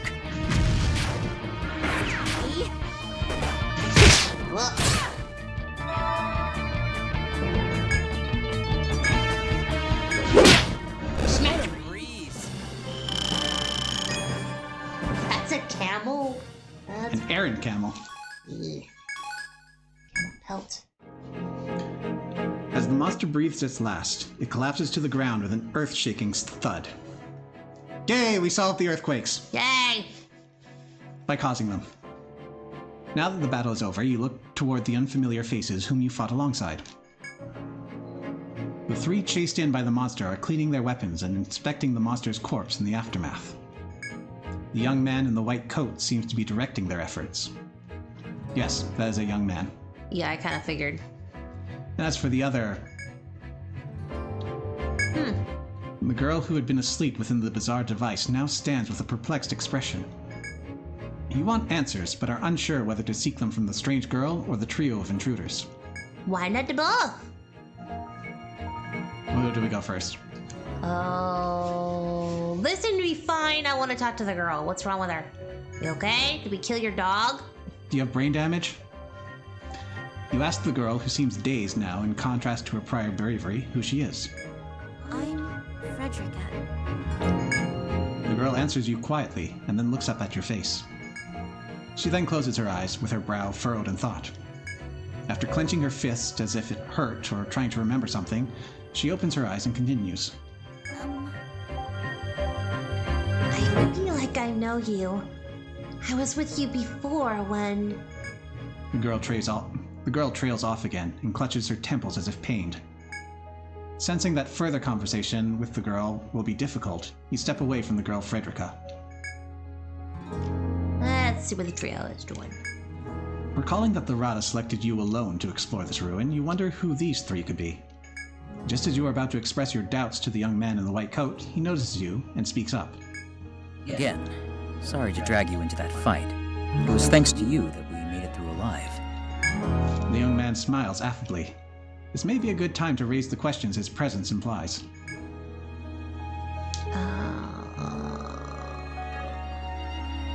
I'm actually curious if they knew what that monster is. That I don't know. But it looked like a subspecies of a camel that's native to tropical climates. Still, its savagery was surprising. If there are more beasts like that in this ruin, it could be very dangerous. Well, who are you then? The young man seems to have anticipated your question and has a ready answer. Yeah. We're an investigation team from the Midgard Library. We heard about strange happenings here and came to see. After you speak with the young man in the lab coat, you take a step back to reassess the situation. The girl claims to know you, and the trio from the Midgard Library is apparently also here to investigate. The trio is looking around and conferring amongst themselves, but the girl's eyes are downcast. The young man occasionally looks to you and the girl with a worried expression. Maybe his medic's training. Upon reflection, she does look unwell. You consider voicing your concern for her, though you can also let it lie. Definitely gonna ask if she's alright, because I mean... Well, back to the investigation. Ah, No, we'll do that. she just came out of cryo. That can't be right. That can't be good. How long has she been in there? What's a cryo? The girl Frederica slowly raises her eyes to you upon hearing your voice. I've remembered my name, she says, but that's all I can remember. My mind feels foggy. The girl makes another pained face as another headache renders her silent once again. What's the matter? She's very pale. I think it would be best if you let her rest a while. What I overheard sounded quite peculiar. Did she not come here with you? You tell him that you met the girl here, that her memory is spotty, and that she seems to know you somehow. Intrigued by this, the young man looks back and forth between the girl and the device in which she slept. Oh? She was inside this ruin, eh? Amnesia can be very serious. Also, a headache can be very dangerous. But if her confusion is temporary, there's still hope. Seeing places or things she knows might jog her memory. Really? Things I know? The girl mutters to herself while looking at you with a troubled expression before continuing. I don't know what kind of things I know, but I feel like I know you at least. And then she stared at him for the next 24 hours. Hey, could you tell me your name? Buddy! We are buddy! and you tell her your name and that you are a Highlander come to investigate the ruin. Buddy.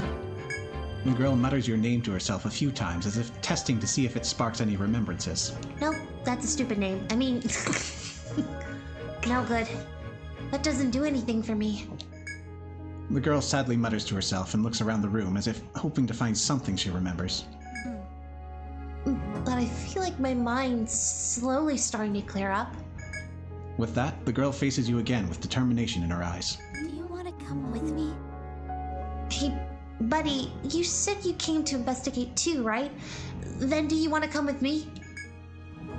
Sure. Which one is that? First one. Okay. Thank you. Gesundheit. The girl gives a small smile as she thanks you, seemingly relieved by your answer. It looks like the two of you have come to an agreement.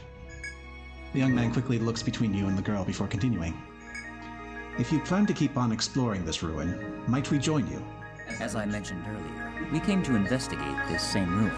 I believe we can be of use to each other. The young members of the Midgard Library investigation team eagerly await your response. It's like, no, it's just us. Nah. I want to know who they are too. The young man in the white coat smiles to hear your reply.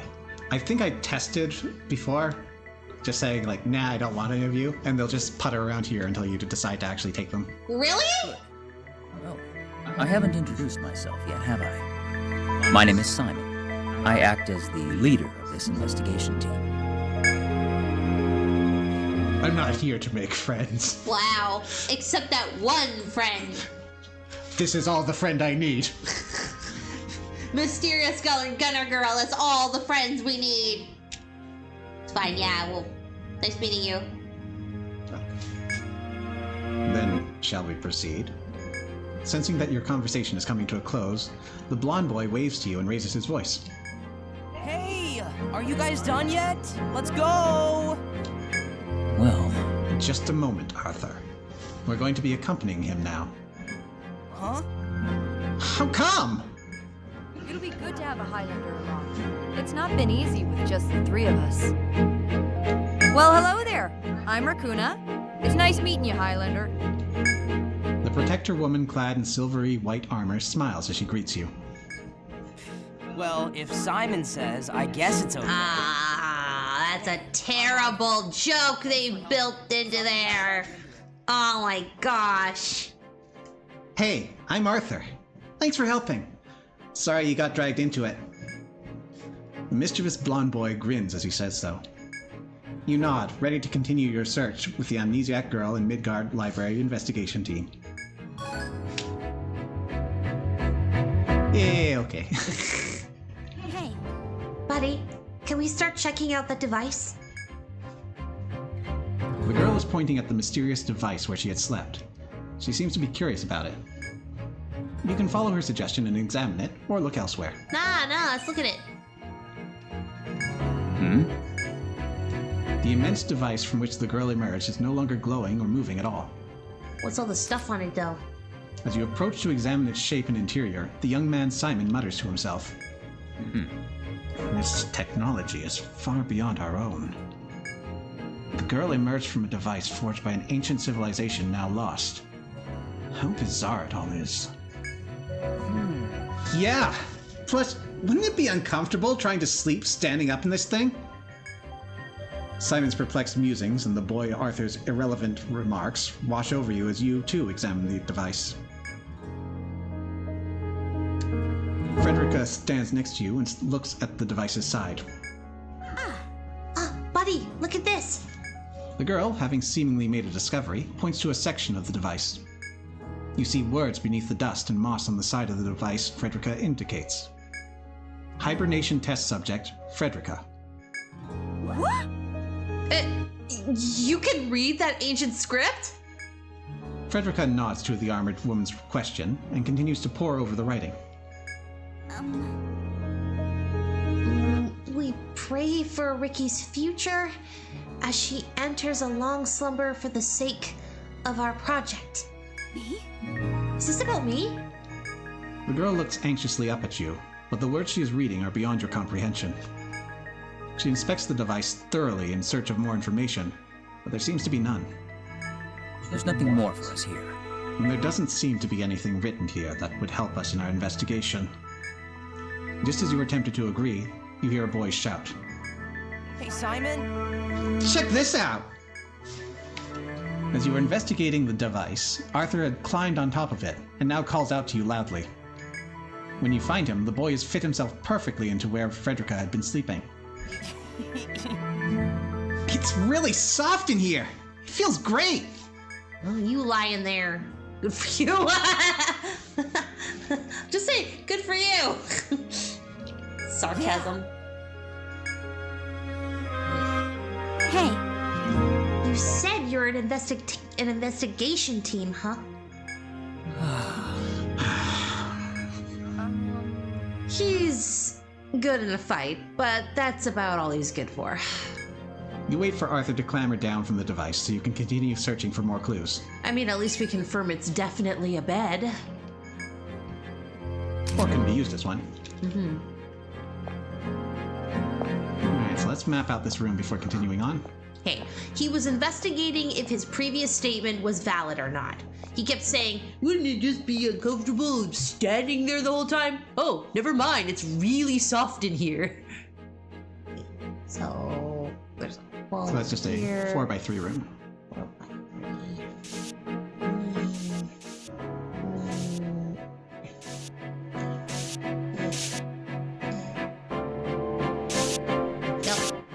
Nope. hey, this place. Beyond the wall which the monster you faced earlier destroyed, you discover a passage. Arthur seems beside himself with excitement at discovering the new path. Mm-hmm. Yep. Hey. I think it leads to the other side! We haven't been there yet, right? Yes. Guess we owe that monster one, huh? There's no way we could have knocked down this wall ourselves. I thought so. Yeah, it's real solid. I don't think I've ever seen this kind of thing before. Where the heck did this ruin come from? You're just so. That's what we came to investigate, Arthur. I know. I know that! Isn't that enough? If you're going to fool around, can't it wait until later? Let's move on. Let's keep going. If this area hasn't been checked yet, you'll need to do that, right? With that, Frederica slips through the crack in the wall. You hurry and follow her in.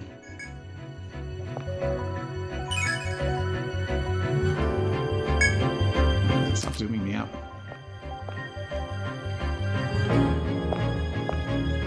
Can I have a moment? Oh. Is that just this? Huh? Yeah. Let's be cautious. So you will get voice cues whenever you're walking past something that's interactable. Mm-hmm. Which can help you find them. Because in this one, you kind of have to be looking at the walls and you'll get hints.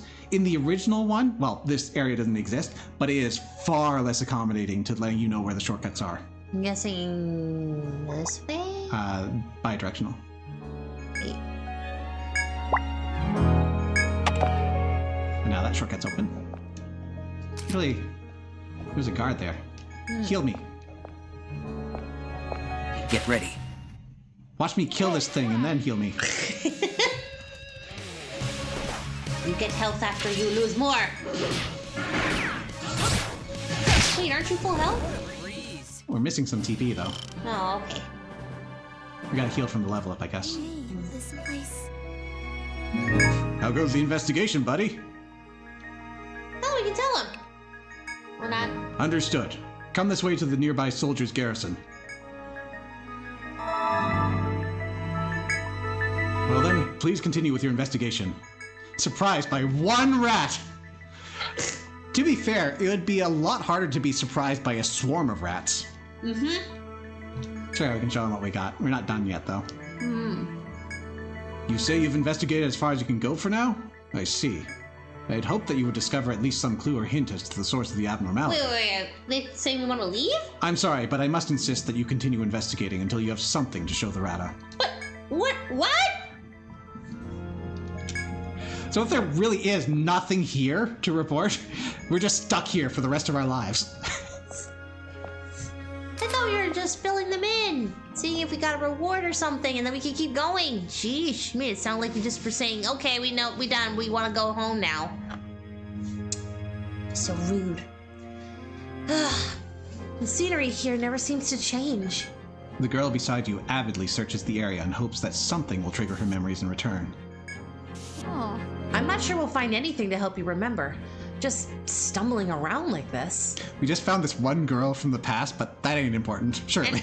I know. Oh, and like an ancient device, and she can read ancient language, and apparently it looks like she might have been sleeping here a long time. Oh yeah, and a giant mutant camel came in, burst through the door. And, well, that's normal. Well, yeah.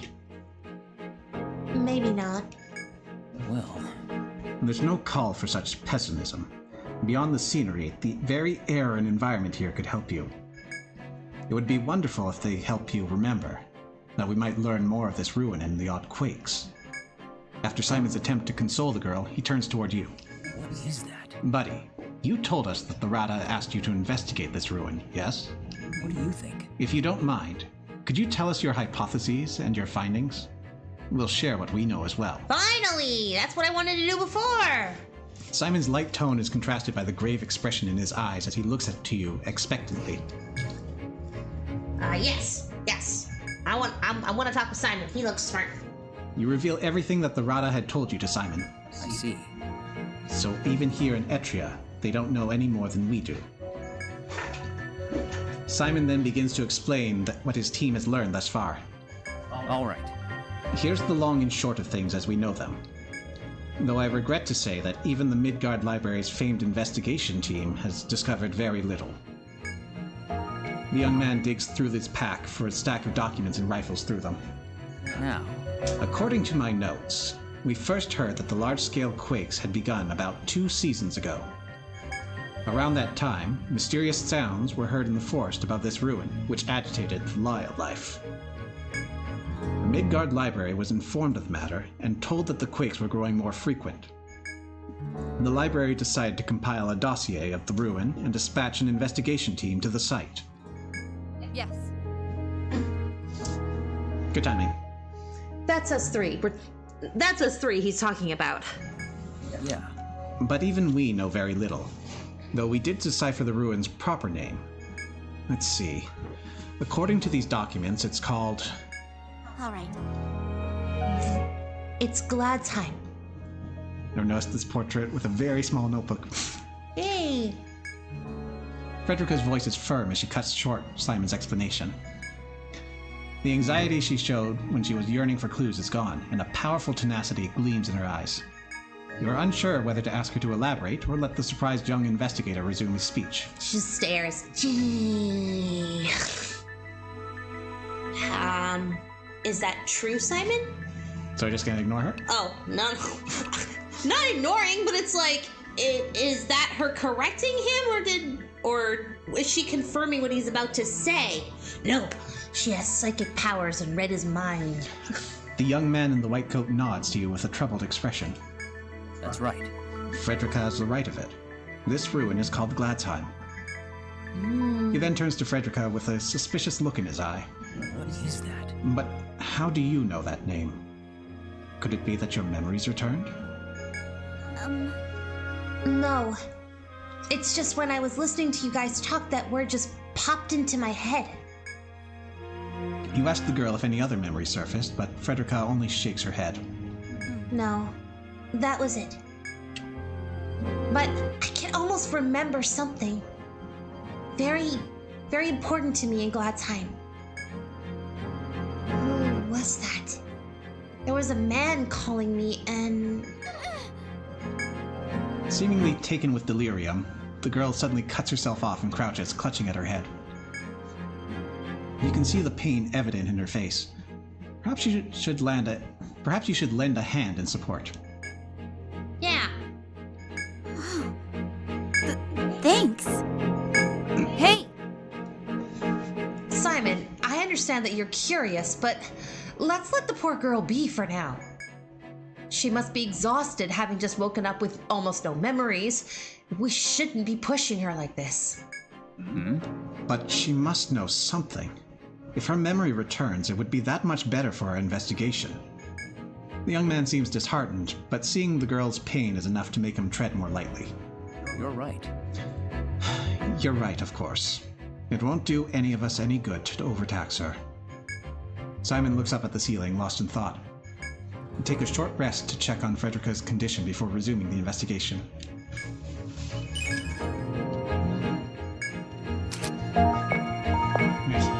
Map.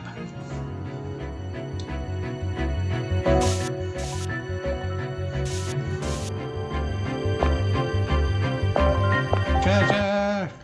Treasure.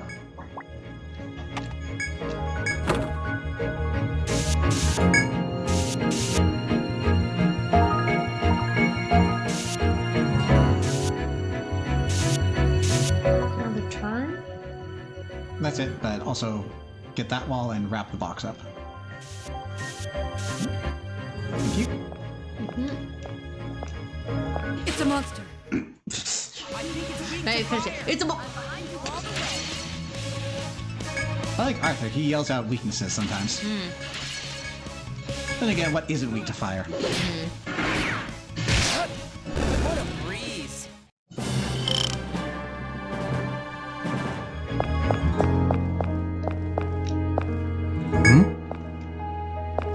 If it's not weak to fire, you're just not using enough of it.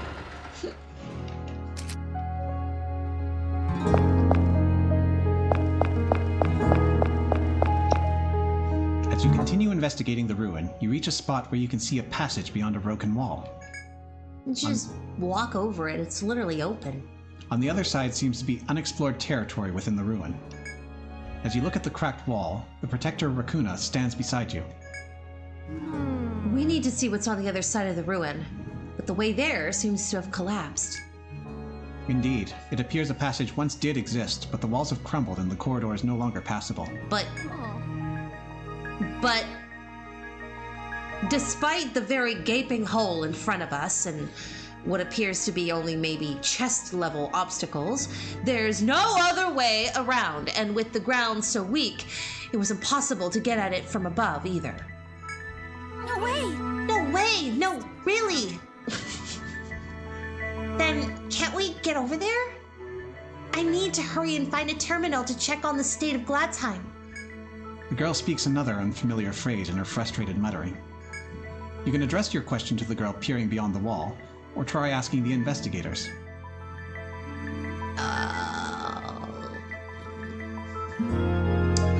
I feel like they're gonna make us ask them both, so let's just ask. What's a terminal, Frederica? On hearing your question, the girl casts a suspicious look at you before retorting. Why? How do you not get this? It's a terminal. There are computers all over Gladsheim and... The girl's tone becomes heated, but she abruptly covers her mouth in shock at her own words. Terminal? Computers? What did I just... Hey! Maybe your memory's coming back. What are cavemen? Those words just came to me when I was looking over there. There's a terminal further in, and I have to hurry there. I know that much, but that's all. It seems that bit by bit, the girl is remembering some things, but the larger picture still eludes her. Oh? And what we're talking about was a computer. What is a computer? A terminal in computers. They're remnants of the ancient civilization. I've seen examples at the library. But if this is true, then there would be a terminal further in on that side, correct? Oh my god. Zare, is this Blue Gender? It's an old retro anime about a person who goes into cryo and they sleep in order to cure a deadly disease, and they wake up in a post-apocalyptic ruin. I have not seen enough of that to say one way or the other. Surrounded by monsters and all kinds of stuff. It just hit me. I was like, wait. I mean, I guess if Lith has figured it out, we may as well talk about it now. So this is sort of the major spoiler that they kind of lay bare early on. We're not, in the original games, we wouldn't know that this is actually a post-apocalyptic world. Yeah. So, Something that they spend an entire game building up to is just laid bare early on so it can be the foundation of more developments. Sorry there. I watch way too much anime. It's fine. I mean... I don't want to... It's obvious by the time you enter this area that, oh, okay, ancient civilization is actually us. Or maybe slightly advanced us. Mm-hmm. Simon, I don't want to think my gaming desktop is ancient tech to your medieval fantasy world. The girl nods at this, and Simon looks at you with a serious expression. What is that? In a normal playthrough, it takes like 20 to 40 hours to get into these buildings. Really? Ooh. Not these buildings specifically. In that case, then I don't think that we can let anything stop us from moving onward. A way must be found to get at the mystery of the abnormality and the key to this girl's memories. It is very well of the young man to say so, but you can see no path nor would think of a way to proceed. Well, let's keep looking, even though it's right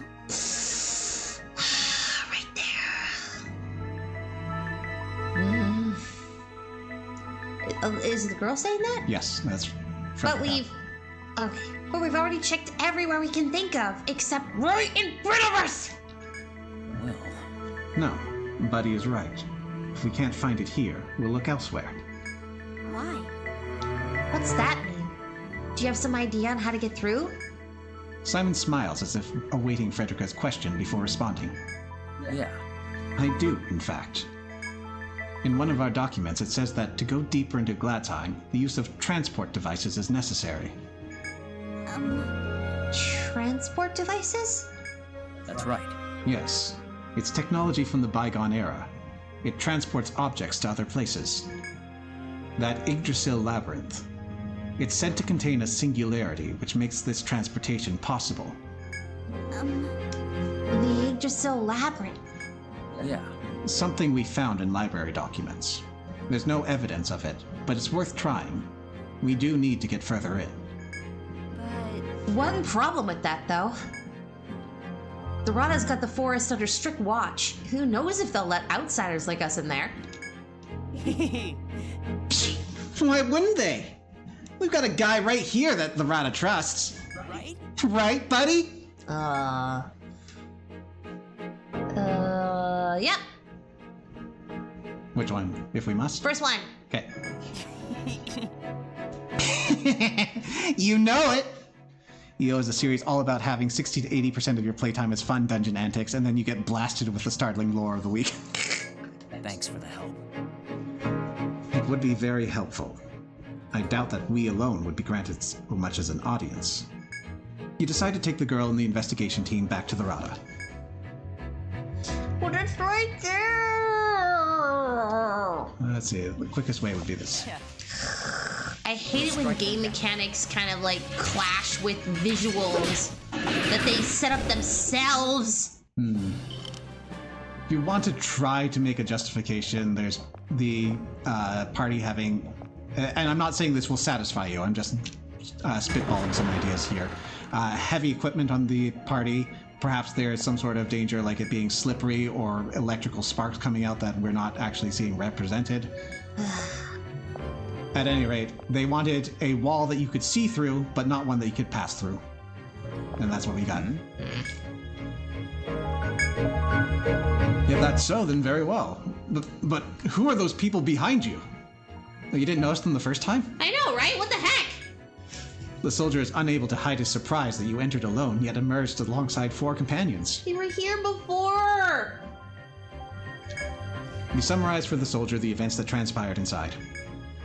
The Midgard Library. I've heard much regarding their investigators. So they too are looking into Etria's abnormality. But your findings in the Midgard Library's involvement must be reported. Let us return to Etria. With that, the soldier guides you and your new companions to the carriage to begin your journey back to town. Disobeying the law of grid-restricted dungeon crawler movement is a crime punishable by swift death. Via dungeon. The sky's so beautiful. And the air's really clean, too. Huh? Isn't it like it always is?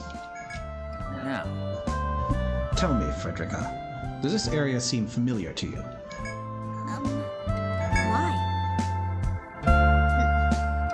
Why? Yeah. I had hoped it might help your memories to return. The information in your skull... The information in your skull will be very useful in exploring Gladsheim, so it'd be helpful if... well... Sorry if I'm not remembering to your expectations, but I just don't recognize anything yet. Let's go. But we need to be getting into that Rada place, right? Then let's quit messing around and go. Welcome to the Rooster Hey, Inn. I'm here to mess around. Sign in over here, please. Oh, you want to talk to me? He's so surprised. Aw, you poor thing. You care about me and my day? Have you been certified by the Rada? Very good. Congratulations. I'm sure there are many obstacles while you explore, but we at the Rooster Inn will always be ready when you return. If you return. Come back here whenever you're tired. I should also probably sell the stuff I'm hoarding. Hello? Hello. What you got for me?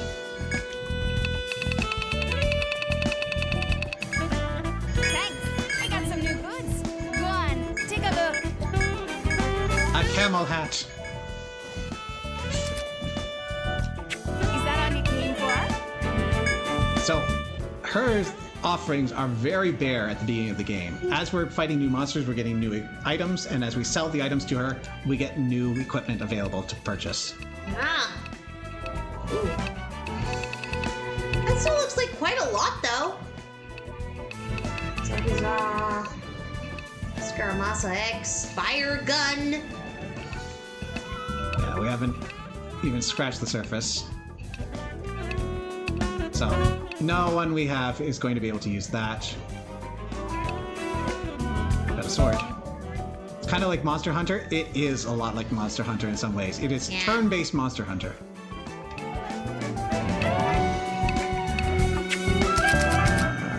How's our armor doing? I'm in the weapons tab, that's why I'm not seeing them.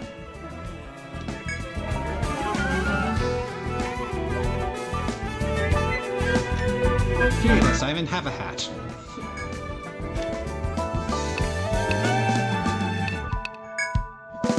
There you go. Hey, nice. I'm not sure if it's a game-based thing or an item-based thing, but a lot of times items will be gated by how much you've collected. So if you want to stock up on them, you need to keep going back and getting more materials. You'd be impressed with what the shopkeeper can make in their basement with what you bring back. Mm-hmm. That's good. Scroll through these. You can equip that belt that we just dropped. You want to put that on here? Thanks for the business. Alright, let's report. I am thankful for that little reminder up in the top right there that, hey, you've got a mission to complete. So you're not just sitting here wandering into the dungeon again, wondering why you can't advance. What brings you here to Rada Hall? Craft Mechanic didn't become like this until EO4, as Untold is after EO4, yes. Report results. You have a report. We are grateful for your hard work. We are grateful. Well done investigating the ruin. Over themselves. It may not be much, but here's your reward as compensation for your report and map. Double. Now then. Though, from what you've told us so far, it doesn't seem as though you have any clear answers yet. We'd like for you to continue your investigation into the abnormality. So... yeah, does that mean we get permission? So, understood? Now, we have no objection to chaperoning the girl from the ruin during your explorations. As for the rest of your report, I'm surprised to hear that a Midgard library investigation team was snooping about the ruin. Snooping? As usual. I'm sorry to have surprised you, Subaltern, but it's nothing out of the ordinary. The library investigates mysteries of all kinds, including ancient ruins. Whoa. This was no different. The library heard rumors of the abnormality, and we were dispatched to investigate. And Buddy's report says that you can help us solve this abnormality. Yes, that's why the library sent us, in fact. We are seekers and compilers of knowledge. And if our investigation results in a safer Etria, why, all the better. Indeed. Yes, you have your own circumstances to consider. But if it dovetails with our efforts, we welcome your aid. Though I would like further explanation of the bit where you wish to gain access to the labyrinth as well. The report claims you think it necessary to investigate the ruin. How certain are you of this? I would swear it upon the Midgard Library's good name. Learning more about this ruin will be impossible without entering the forest. You sound quite sure of yourself. Does the library have any theories on what that ruin might be? Or the reason underlying the abnormality? Well, I couldn't speculate on that yet. That's why our team is sent in the first place, to investigate. It's true that you have information the Rata lacks, which could be of use in this instance. Still, Buddy, what do you think of them? They're trustworthy enough, or you don't know yet? I think they're trustworthy enough. I mean, they could have literally just kind of let me die. And they have voice clips. I know. I see. Well, who am I to doubt at Highlander's word on the subject? Envoys from the Midgard Library, I understand your circumstances. Buddy, I request that you continue investigating this new ruin. Now then. Please accompany our guests from the library as you do so.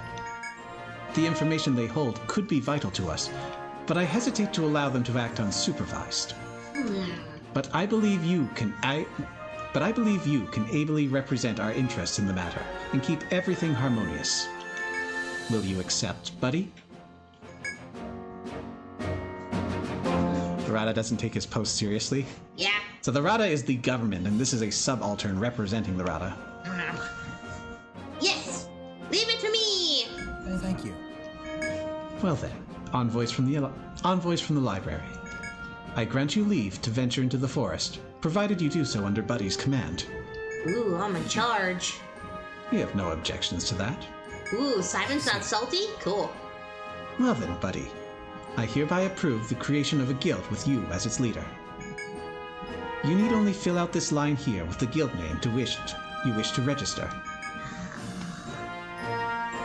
Well, I even tells you, please do not use any offensive language.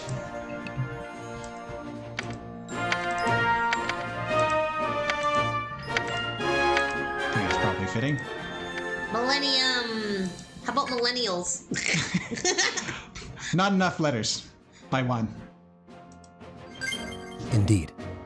You should deliver this letter to Shaleka's goods. They'll sell you an item you'll find quite invaluable. Rata note. Not to be mistaken for a ransom note. Now then, head out and investigate the forest labyrinth. Was there something else? Well then. We just I wanted bid to you talk with good you. Well, we got the Rata's approval, so we can continue our investigation. I'm looking forward to working with you. Feelings mutual. I don't have time for this. Yeah. All right! We're gonna be fighting side by side now. One of these days. Might as well have a good start. I gotta follow a we gotta follow a playthrough of someone who's just an asshole to everybody. What happens? In this game, everything more or less moves forward. You just get different dialogue before it dovetails back together. Ah, okay. You're right. He's got a point. I mean, we just met. We barely know each other. We barely know each other right now. How about we go to the pub and get to know each other a little better? How about we don't?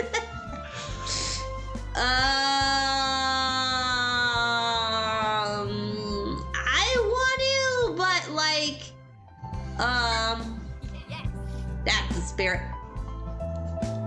No, the spirits are in the pub. You're just looking for another excuse to go drinking. Well, our guild leader said it's okay. I don't know what you're complaining about. I think you played your Highlander as good-natured, but a bit thick-headed. Please buy me 3 beers. Come on, let's hurry up and go. Oh, okay. We might also like find other people here. So let's drink to the new guild for Millennium. To hit on ages here, surprisingly, Frederica is 18 plus. I kind of figured because the art style just kind of lends it there. As soon as I saw most people have this baby face to them, I thought, oh, okay, everyone looks like this. Okay, so There is some variance, but when you're in this young adult range, yeah. Yeah. That said, Arthur is the youngest at 16. He shouldn't be here. Mm-hmm. I guess it's a pub. You can have non-alcohol here. Yeah, and it's also ancient times. He might be an adult. Ancient, fantastical, post-apocalyptic times. I don't know. And I don't have an age on the other two, but they're in their 20s, I believe. Mm-hmm. The one with 4 sprites in the screen without being a battle is crazy to you. Yeah, it gets very crowded. Mm-hmm. A toast. Cheers! Oh, she's even got a little thingy. It's got a little pint. Yep. Ah, that's the stuff. A Stein. Now, if we're gonna be exploring together, we should introduce ourselves to each other. Buddy, is there anything you want to ask? Yes. Yeah, what is the Midgard Library in more detail? Huh? It's a library. You know, books and stuff. I have spears, no books. It's an organization that seeks to collect and preserve knowledge throughout the world. Bucks from the counter. Here you go, Arthur. Have a juice box from under the counter. Literature, geology, mathematics, astronomy, pharmacology, all kinds of academics as well as legends. We systematically study all these different fields and teach them to those who seek to learn. You could call it an enormous school of sorts. Take Rakuna, for example. She came from somewhere else to learn. The 3 of them. Who are you? Let's start with Rakuna since he brought her up. What about me? Well, before I tell you anything, you and I are gonna have a drink. Yes. I think a Highlander is either 18 or 19. Good. Technically. You can handle your stuff. I wouldn't go any further, buddy. She can drink you under the table any day of the week. Yeah. Yeah, she's a beast. I don't know where all that booze goes. My hair, obviously. You've got a problem or something? Food and drink are for eating. That's what table etiquette's for. Okay, Arthur. What? You want to know about my formulas? I just go zoom, and it goes whoosh, and then bam! And the enemies are like, no! And I'm like, ah! As always, I have no idea what you're saying. Not a clue. What? Hey, buddy, you understand what I'm saying, right? Yeah, I do, actually. See? Normal people get me. We finally found someone who can understand Arthur. Someone who claims they can understand Arthur. Right. Indeed. Even though he seems airheaded, he's still talented in his own right. And you, Simon. Me. Arthur, I just need you to cast poison for some time. Me? Well, I was the leader of our team of investigators, but only because I'm the oldest among us. Don't be so modest. It's because you knew the most about ancient civilization. Thank you very much, Demi. Yay! Thank you! Well, No, you were appointed as leader because you're a noble. I was only given the position after you declined. Oh my. Well, we're here to investigate, not for combat. You should have been chosen in the first place. Don't you agree, don't you, Arthur? Yeah! Even if we were a combat team, I think Simon would be a better boss. I don't think we have anything else. Okay, yeah. Sure enough, eh? No matter the situation, you keep priority on your mission. I expect that from a Highlander. Let's see. That geomagnetic field within the Yggdrasil labyrinth is connected to the ruin, right? right. Yes. It's from an ancient text that seems to be a reliable source. There's no mistake about it. I think we should be concerned about whether or not we'll be able to find the geomagnetic field. I'm sure if we just walk around the forest long enough, we'll find it eventually.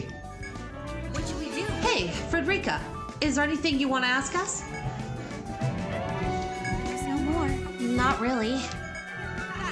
Well, that's a shame. I would have liked to know a little more about you, but I suppose you can't say much about that, eh? Alright. Well, I guess I'll just ask you some questions, buddy. So, you're a Highlander, right?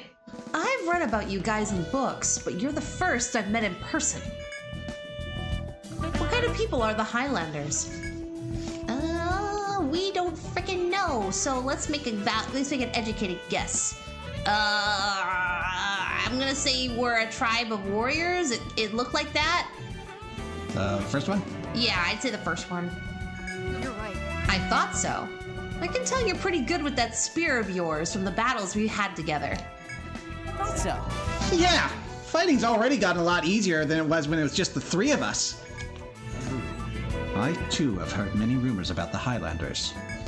They have several codes that they live by, but the one they uphold the most is to find true justice for all. What? Did you just say true justice for all? What is it? What's the matter, Frederica? I heard that before. I feel like somebody close to me said it once. Hey! Yeah, I did. And I'm like 3 inches from you. Did you remember something? I'm not sure. There's no need to rush. But I feel so hopeless. Will this feeling go away if I get my memories back? Yes. Of course!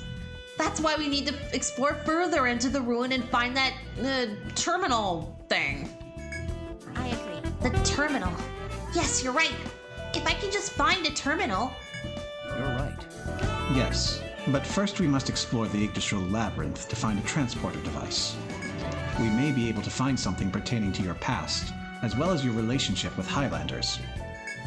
Hopefully, we'll also be able to find some clue as to what's causing all these abnormalities in Etria. Well then, let's go. Just tell us when you're prepared to leave, buddy, and we'll head to the Yggdrasil labyrinth. We leave pissed drunk. Come again, kiddos. Welcome It's to the weird. She restaurant. says, "See you again, kiddos," and we're like, "Lady, this is a bar." Fred put this hat on. The Jack Frost hat. Come back here whenever you're tired. But I'm tired all the time. And let's go. The Emerald Grove. Oh, we've already been here. Yep. Huh. Ooh! Tough labyrinth, huh? Don't let your guard down. This is the first time anyone from the Midgard Library has been in this labyrinth. You're sure that special magnetic field is here? According to our records, yes.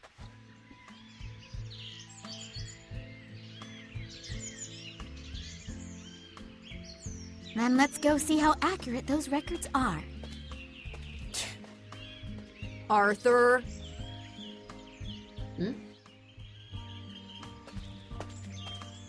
Hey, hurry it up! Not quite getting along well yet. No, but could have fooled me.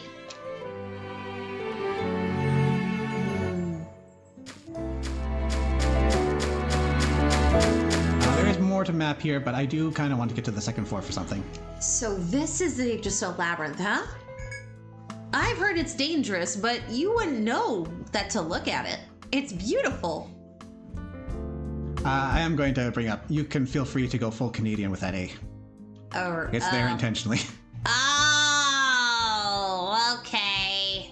It's the Canadian. Okay, the Irish Canadian, apparently. Alright. So that's where the booze stuff comes from. Okay. Oh yeah, she's got a wooden leg, eh? Huh? No, sorry, it's a hollow leg. My bad. beautiful? This?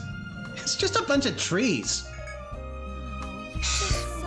You don't get the idea of the atmosphere, eh? You're looking at the same forest, it's not the same thing.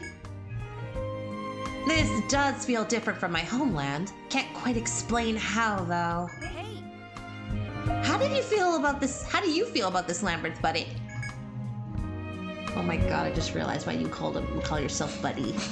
I just got it. You're terrible!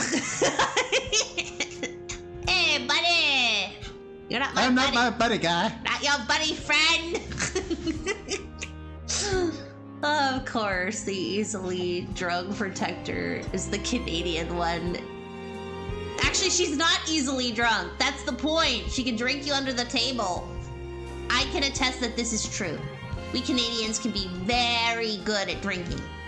I hear our beer is stronger than your beer. Yeah. Anyways, we need to reply. I don't remember our homeland because we only saw ourselves on a cliff. So I'm gonna say, where do you hail from? let's see. My homeland? Oh my god! Really? Canadians are royalty! Cool! Wow.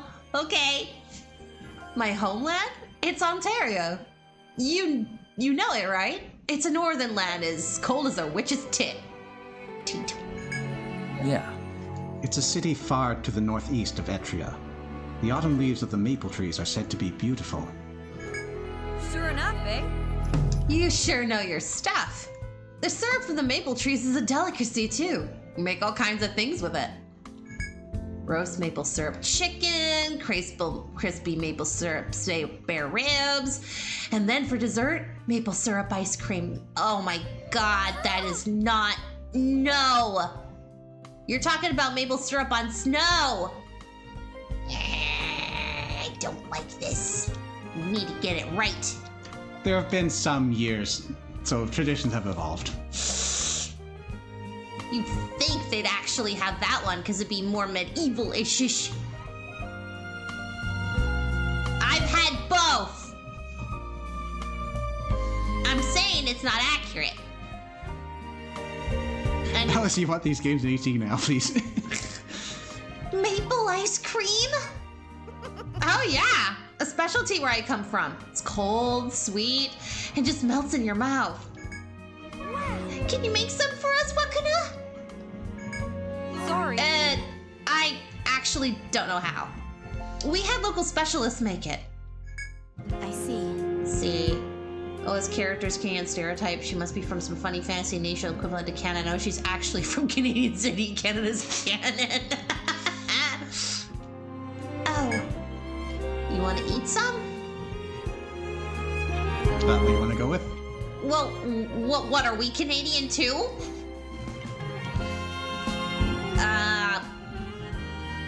I You mean, know we what? are, but I am curious. Yeah, do you want me to make it? Yes! You can do that? I believe you'll be needing eggs, sugar, and fresh cream to make ice cream. The eggs and sugar aside, procuring fresh cream won't be easy. Even if you had the ingredients, I don't know where in Etria you could freeze it properly. And on top of all that, the only way to make it maple syrup ice cream would be to import some from Ontario. Wow, so only, what, Ontario survived or something? They have maple syrup out here too. I mean, like, all of the country has it. Well, I guess it's a good thing I didn't have my hopes up. There is something a little sus about all this because without spoiling where Etria is located, there needs to have been some geographical shifts over the years for Ontario, as we know it, to be north of here. Also, I'm just thinking, like, yeah, Ontario has its share of being cold, but not all the time. Man, Canada's just fantastically ain't it? Translation team furiously taking notes. You just reminded me way back from the Melancholy of Haruhi, that whole line is like, And she moved to Canada, can you believe it? Canada! That sounds so made up!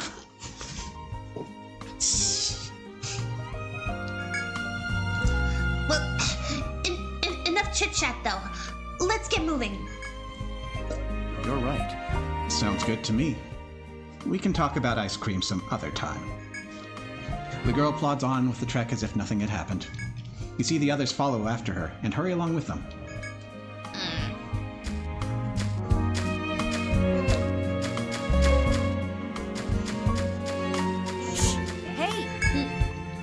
Since you've completed your map of the first floor and found the stairs down, the floor jump feature is now available. This is a remarkable quality of life improvement, though it also really ramps the difficulty down from the original. So essentially, once we've completed enough of a floor and talked to stairs, we can click the map at future times and we will teleport directly to the stairs instead of having to manually walk to them. The floor jump feature allows you to skip past any floor you've completed the map for. Now that completing the first floor map has enabled floor jump to the stairs before you, you can access them instantly. Notice how the stairs before you have changed in appearance and color on the bottom screen. This indicates that the floor jump feature is available. Touch the stairs to warp directly to them from anywhere. Since the floor jump feature of each floor is unlocked with precise mapping, be thorough when drawing your maps. This game is not beating the Canada isn't real. Yep. There are other features as well that can be useful in your investigation, so use them as your playstyle demands. Nah, it's just reinforcing Canada isn't real. It's a fantastical land in a world of anime. This feature's still a bit of a thing in later games, but got toned down quite a bit, yes. Alright, new floor, new map. Let's go! Okay. Okay, so we've got upstairs here. So, like this? Yep. Upstairs here. And then we've got a hallway.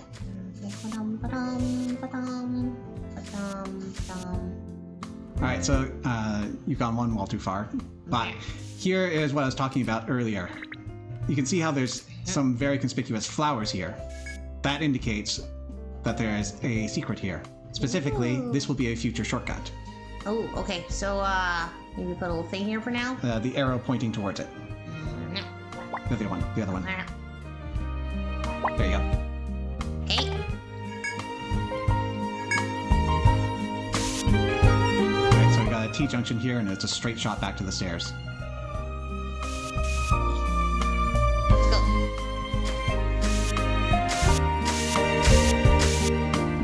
On the other side.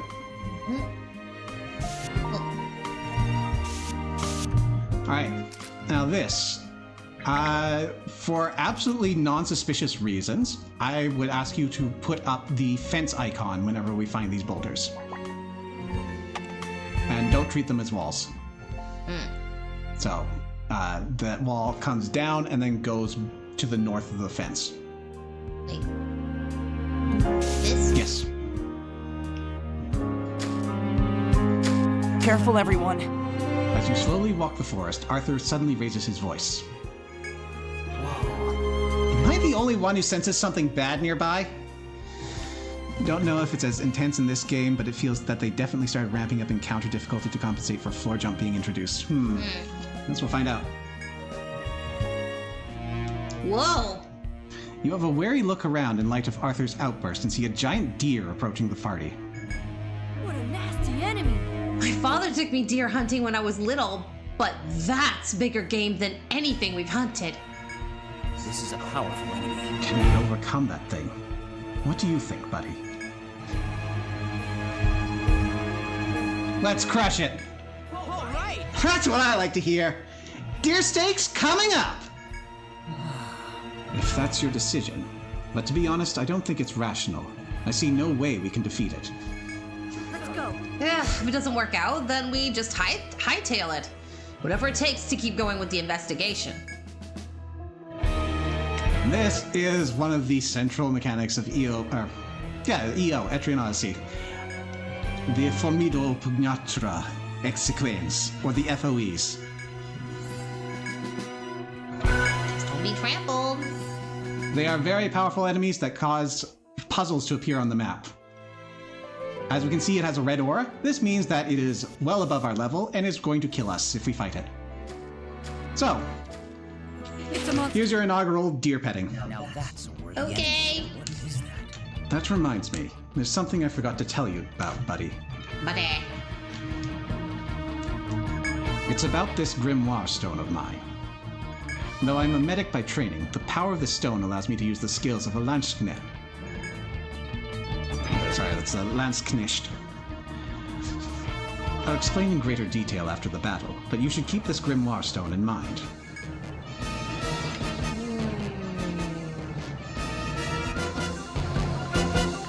Use the D-pad. Oh, thank you.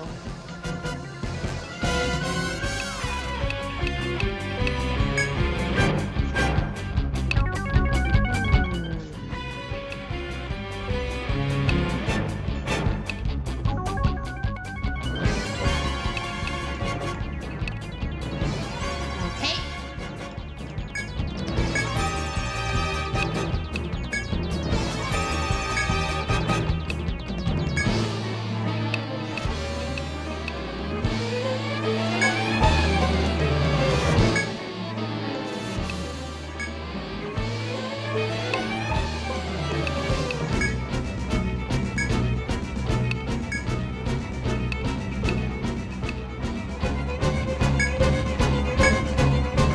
This isn't good. So panicking makes it so that you're unable to control the character, and they will use basic attacks randomly on your party or the enemy, and they also can no longer evade. Also, just a side note, you may have noticed that between turns, that FOE on the map to the side there also moved. Yep. Time does not stop when you're in battle. All right.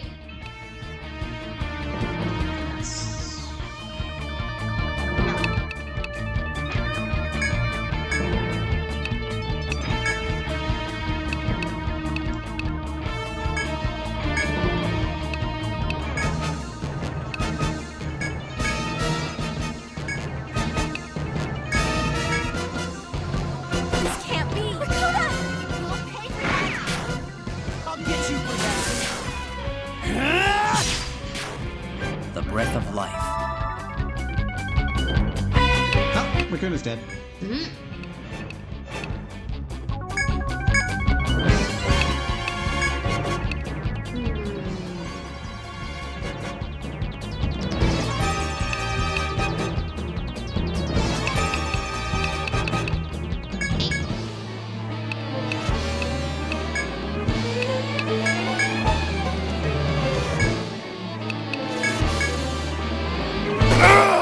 Let me heal. Dead. This will leave a permanent mark. Better not dodge. What was better?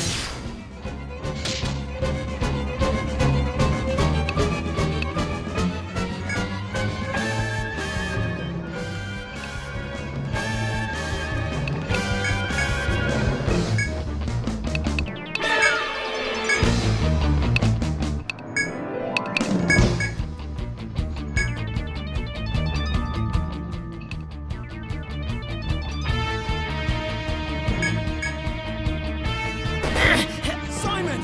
Hope you're ready for this. You'll pay for that. So strong.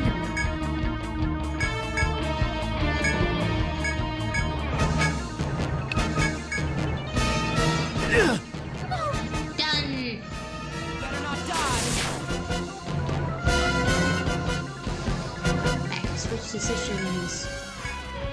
So if you're familiar with Final Fantasy and similar RPGs, there is a front row and a back row. Back row is going to take reduced damage, but their melee attacks are going to be less effective. But when you run out of people in the front row, the back row moves up.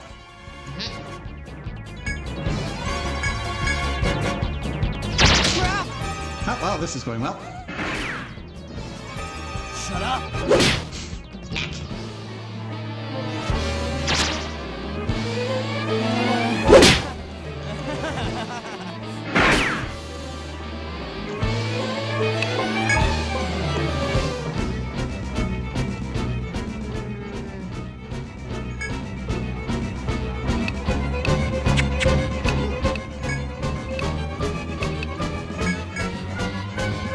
Not good. Simon!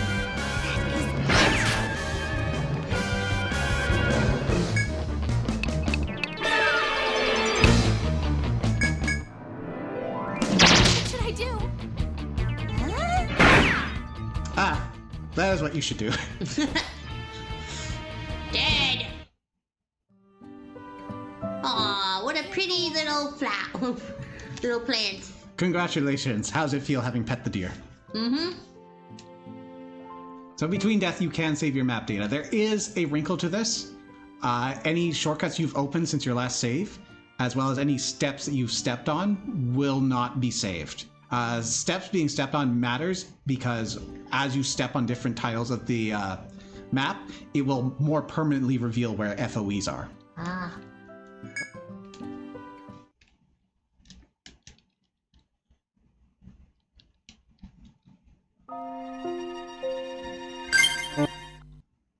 Welcome back. Alright, so let's take care of some things that I neglected on the way out. Whenever you're tired. So first off, Explorers Guild. Ah, it's you. We do have a use for you, but you're not giving it to us. No, you are. Keep it quick. So if we take a look at skills, you can see that Raccoona comes with Resuscitate. Actually, it'll be better for it in custom. Like, they've pre-assigned some of their skills.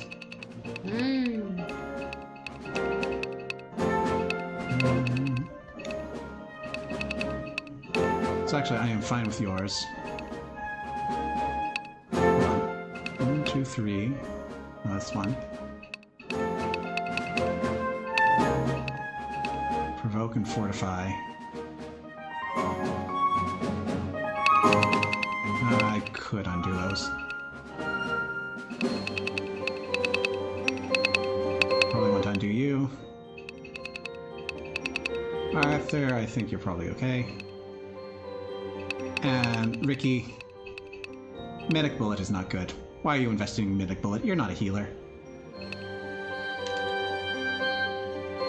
So what we can do is, if we make a mistake or don't like how our build is going, we can organize and have our party rest. I'll make sure they get some R&R. Now, this does come at a cost. You will lose 2 levels every time you rest.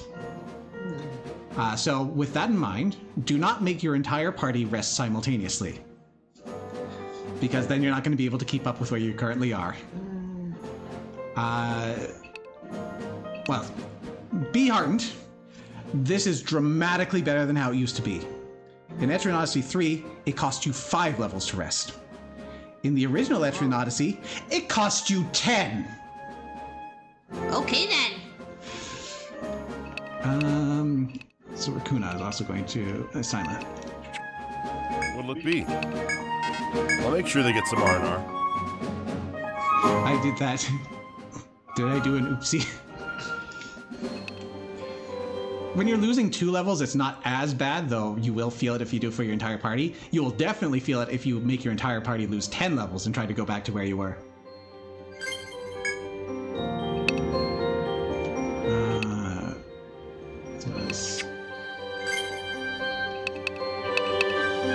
Simon, Frederica, Kuna, I think you're fine.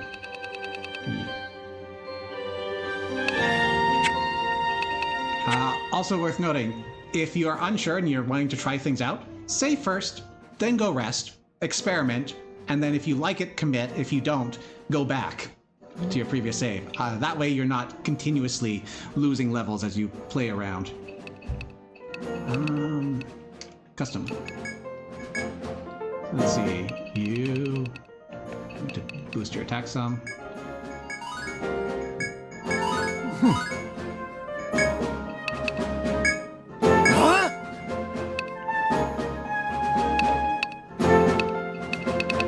And so you... So 10 levels for respecting in the game where enemies have level-based power modifiers was truly evil decision. It's nice that they gave you the option to respec, and I understand putting a cost on it. It was a very steep cost. It also does come with the added benefit in that if you're doing like a New Game Plus and you want to bring your levels back in line with what you should be, you can just tank yourself by resting over and over. But yes, absolutely. Way too steep. That should... Now, what next? That should do it. That should do it. Now, what next? Ah, a breakthrough. By evil, you mean funny. Mm-hmm. Arthur, you still have 4 skill points.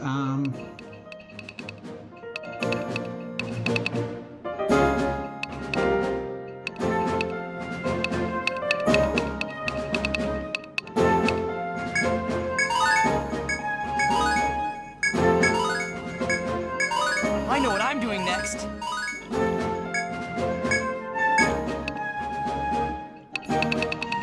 Okay, you.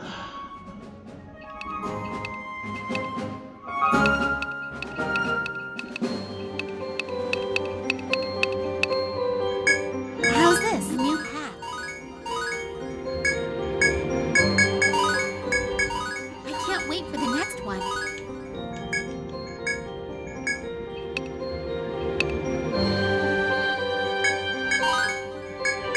I can't wait for the next one. Original Etrian Odyssey is a good comedy game sometimes. Okay, I think that's everyone. See you around. Next order of business.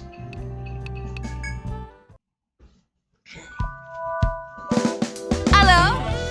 I heard you lot got okay from Rada Hall. Did you know I got special things I'm only allowed to sell to folks that take on missions? Here, this is Ariadne's thread. If you're lost or about to die, use it to warp out of the labyrinth. Where you can... I tell everyone to take some before they leave for a trip down to the labyrinth. Stay as long as you But like. don't go thinking they're for free. How many you want? Which one you want? So originally called warp wires, they gave a much more flavorful mythological name in the Ariadne's thread. Ariadne being the one who offered, was it Daedalus? Who went through the labyrinth? Or I think it was one of the Odysseus's. At any rate, we had some plucky guy go through a labyrinth with a minotaur in it and use a spool of thread to wind their way back. Ah. These are must-haves. Here you go. You're not going to need more than one at a time, but it is very important that you have these. And these let you immediately leave the labyrinth whenever you want. Well, not in battle. You have to be out of battle. But still, barely survive an encounter, see a boss coming up, warp out of there. Only 100 N. Thanks for the business. Welcome to the Rooster Inn. Sign in over here, please. Very well. Then allow me to show you to your room.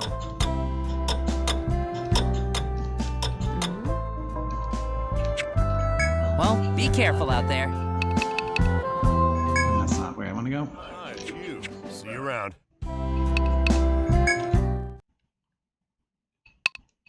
You better stay alert. All right. All right, ready?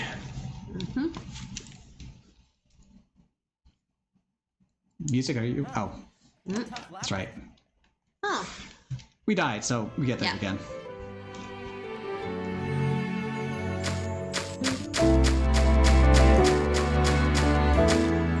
Yeah. Get ready. It's vulnerable. Okay. What is that? And now you're going to tell us about Grimoire Stones in a situation where we're not going to die.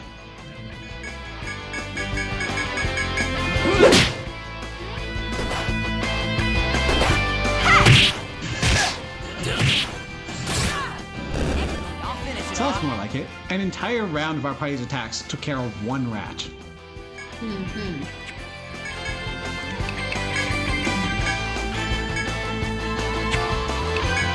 Cure.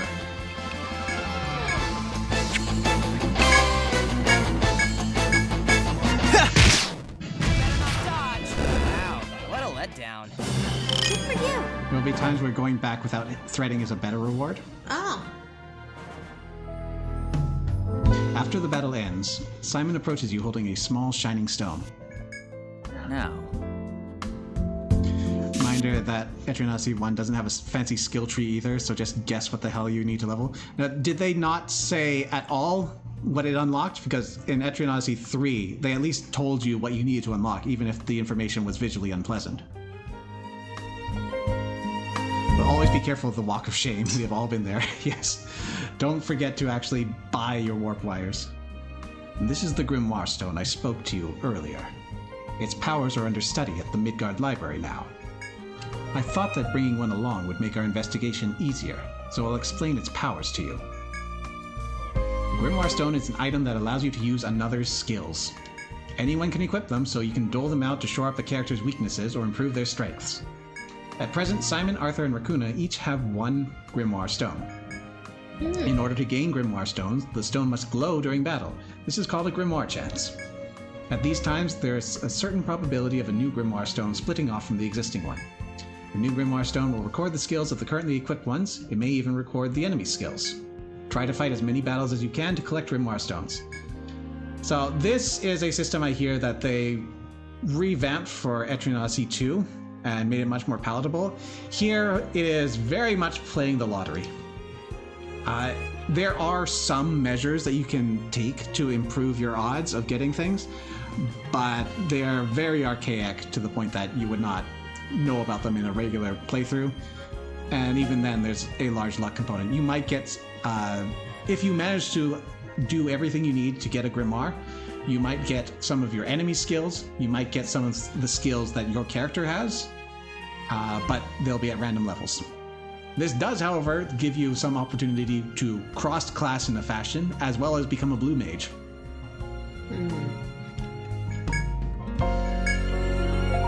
So anyways, we gotta go one more out for that.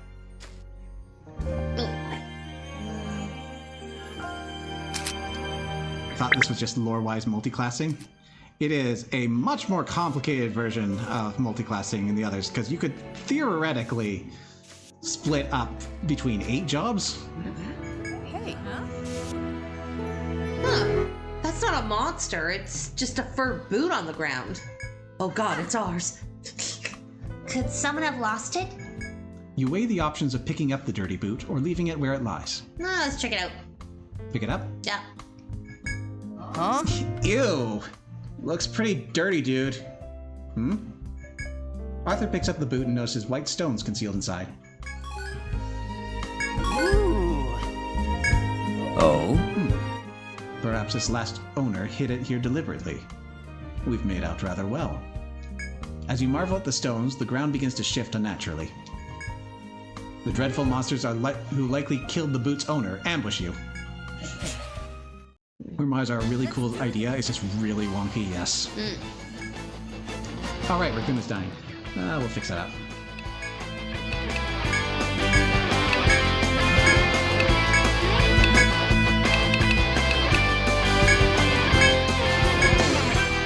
I'll protect you all.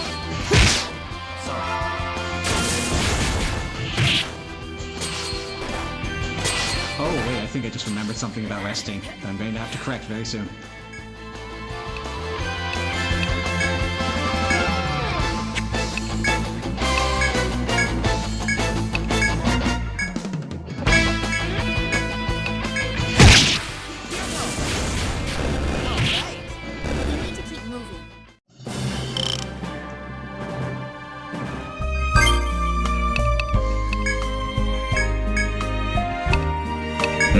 Yep, resting unequips all your stuff. Including your Grimoire stones, which is why he can't equip his sword.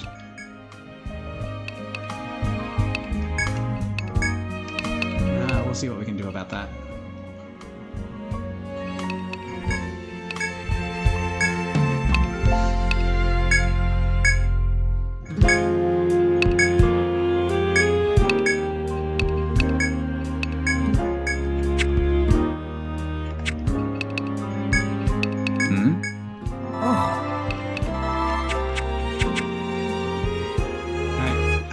Finish up the map. Straight line down here. And then just close it up. Oh. Thank you.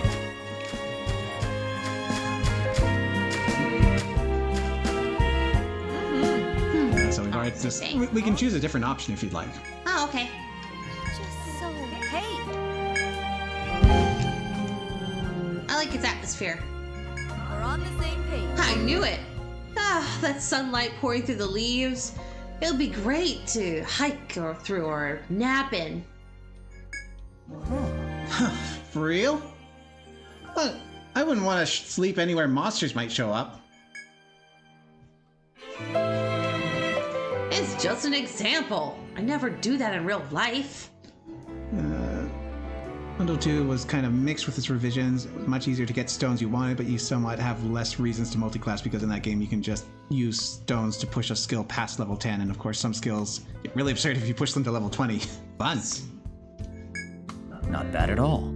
I agree that this forest would be a perfect place to get a bit of reading in. Oak trees seem to be predominant. They're common here, but they may be unfamiliar to you, Rakuna. Yeah. You're right. The winters get pretty cold in Ontario. So you don't see trees with branches like these. What's up? What's Ontario? Yeah. It's a city far to the northeast of Etria.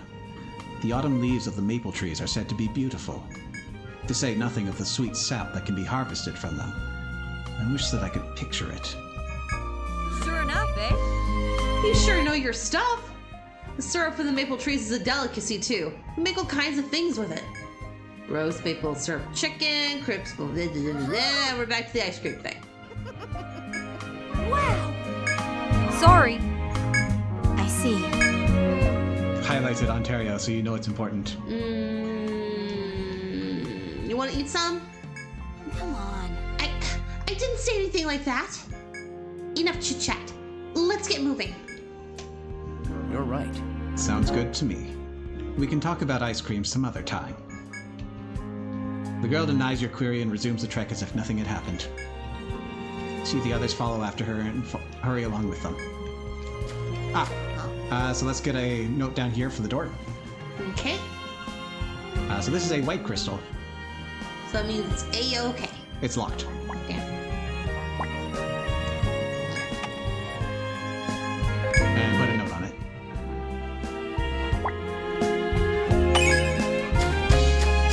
Here it comes. I'm ready to go.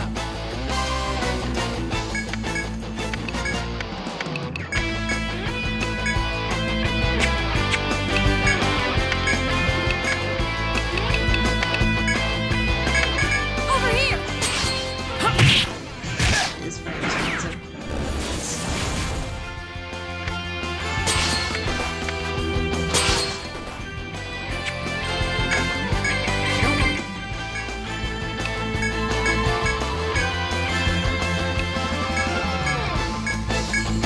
Just like this, I'm gonna have to head back to Etrian because Arthur is draining through his TP. Probably because I'm using the AoE moves very liberally.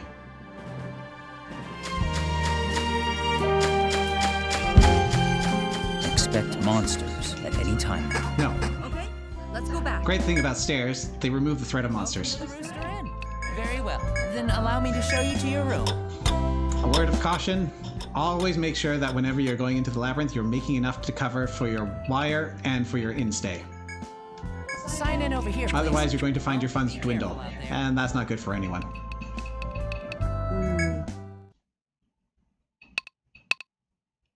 I agree. All right.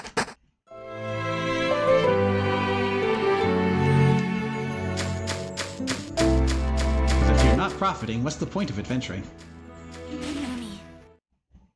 Let's go. Oh, that's gonna get Simon fixed up. Oh well.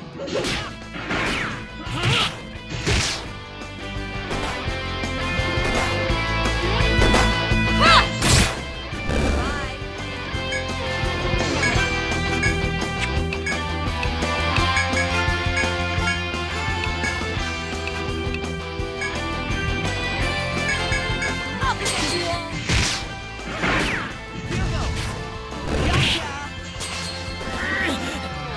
That's the last one. Simon feels so inconvenienced by pain. Mm-hmm. It's very dramatic. Better not dodge. Should we get going?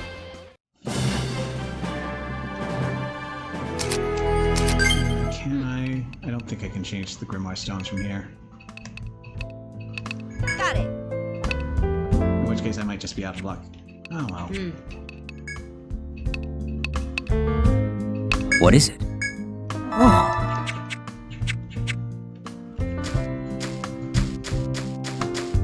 Shh. Get ready. Time for battle. Ooh, fun. New enemy. This one's here to teach you about your different classes. It is resistant to physical attacks. There are not very many special attackers in the game. I hope you have one. Over here. Perfect. My sights right on target. What an easy So we just took a huge whack of damage despite having front guard up and having bound the arms of that enemy. What's this thing? Monsters do not mess around. Hey.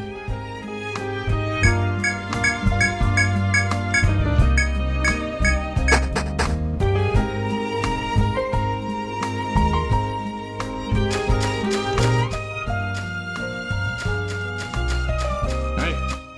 We're back here. Ready to go? So, Just a big U-turn. okay.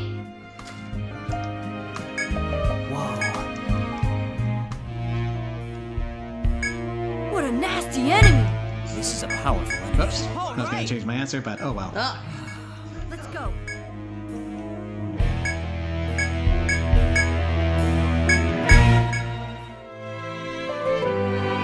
So, very simple first FOE. Whenever we take a step, they take a step. I do definitely like the 3D versions of these because in the 2D versions, all you ever see is an orange or red furry ball. You don't know what FOE you're dealing with until it's too late. But we do need some more map. All right. Ooh. Don't worry, this one is just going to keep going up and down in a straight line. It's not going to follow us. All right.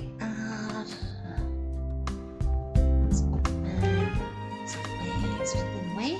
Yeah, so that was a T junction we just came from. We could be in for trouble.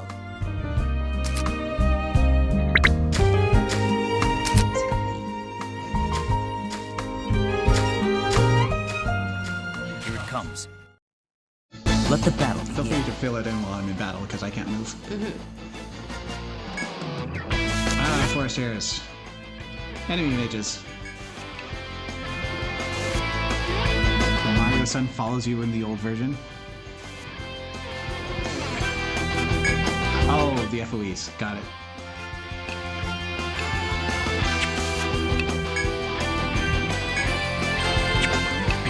You don't have it.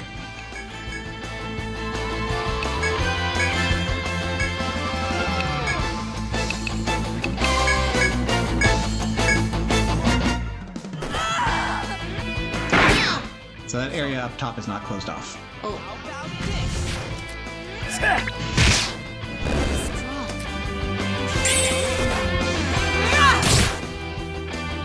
That's the last one.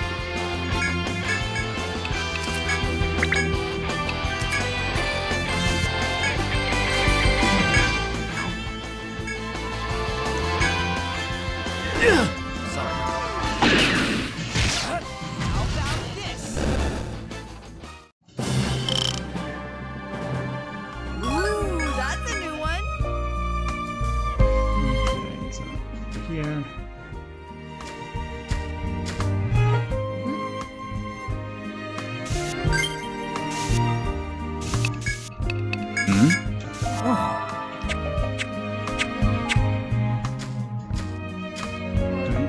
Okay. Got another boulder here. So use the fence.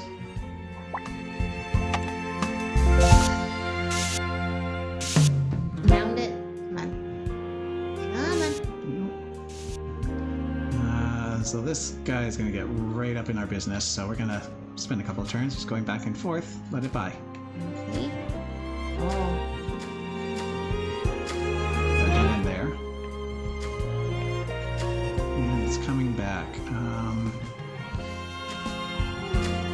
Right, map up.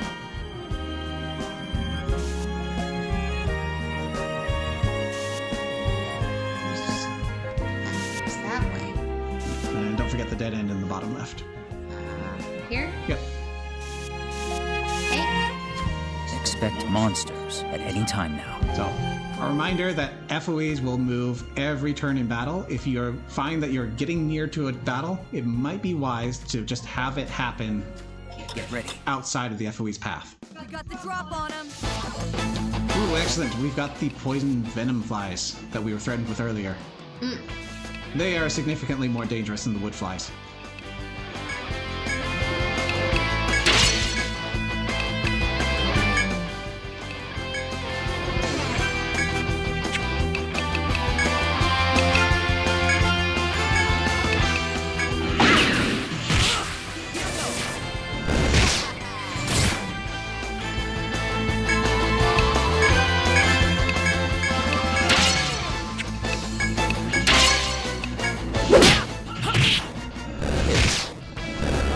Back to work.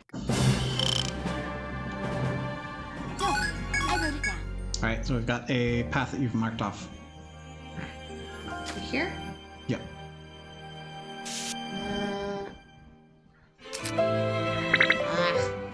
Well, let's get off the side wall. Come on.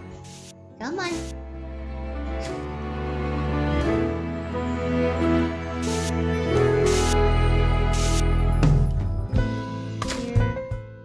There's also that top wall there.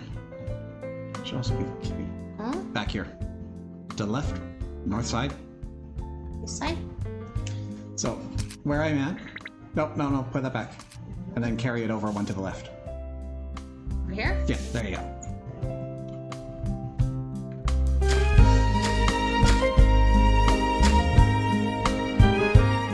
So there was a break up there. I should have noted it.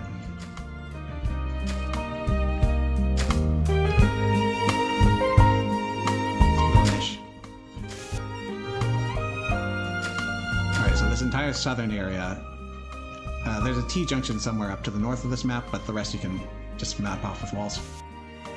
So leave that part alone. Well, get the rest of this path wrapped up in walls, and then we'll find the mistake.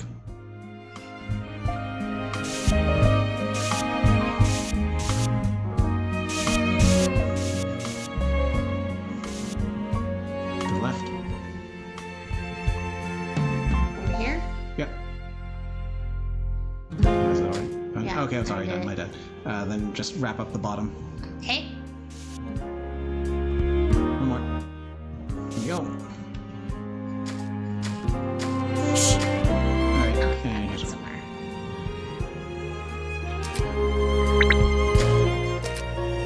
It's a monster. Okay, so that's an S-curve. Let's do this. So once we've beaten an enemy once, sorry, we'll get back to that. No worries. We get a whole bunch of information. So we get a skill, but we don't actually get anything beyond the name. We do find its resistances and weaknesses. And we also get a little explanation about it. If an enemy has a hidden drop, oftentimes, though not always, the explanation will give you a hint as to what you're doing. Ah.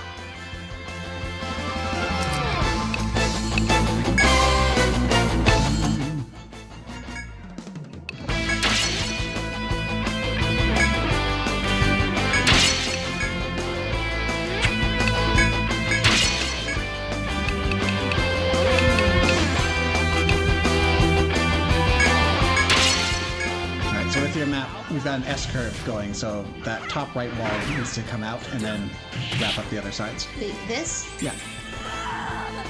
That? Yeah, one on top, and then you erase the right wall. No, down. This one? No, the right wall. This one? Yeah, erase that. And then one wall on top. And put wall on top. Like this? Yes. Thank you. Okay. Everyone's dying.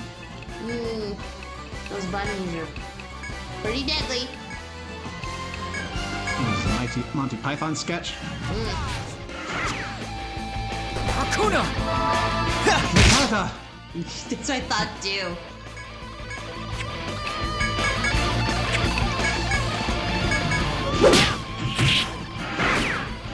Battle's over. Alright, so a part party death is a good enough reason to head back. That said, we're not in any danger until we find an FOE or that ball turns red. So we may as well poke the frontier a little bit further. So we've got a white down here.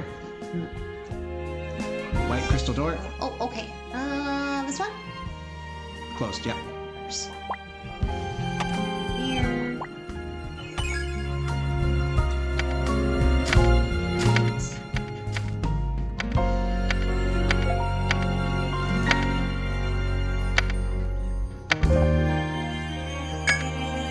Alright, so we got walls all the way around there. This? Yep, and down. We will be able to go through that door, but otherwise you're fine. Mm-hmm. That? Yeah, and then on the left and right side's where we are.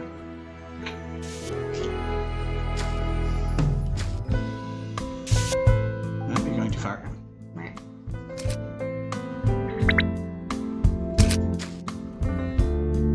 So we've got a fence right in front here.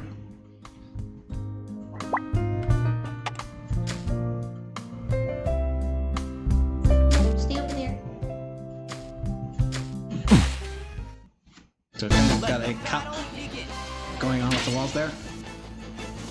It's one tile high. Yeah, only go one tile on the right side though. Right? Yeah. Right, I was supposed to get out here.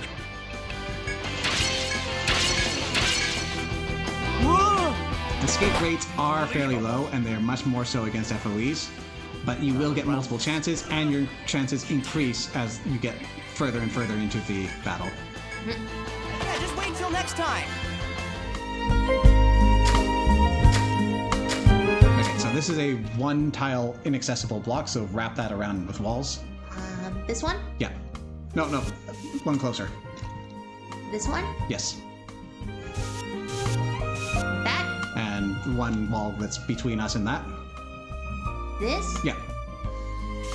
Okay.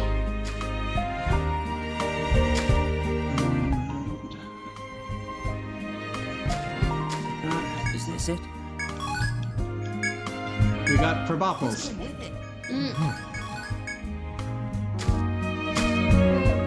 Okay, so we can wrap this entire room from the right side up and around. This? Yep. And around. Yep. That. On the right side. And then you can erase that wall on top of the fence.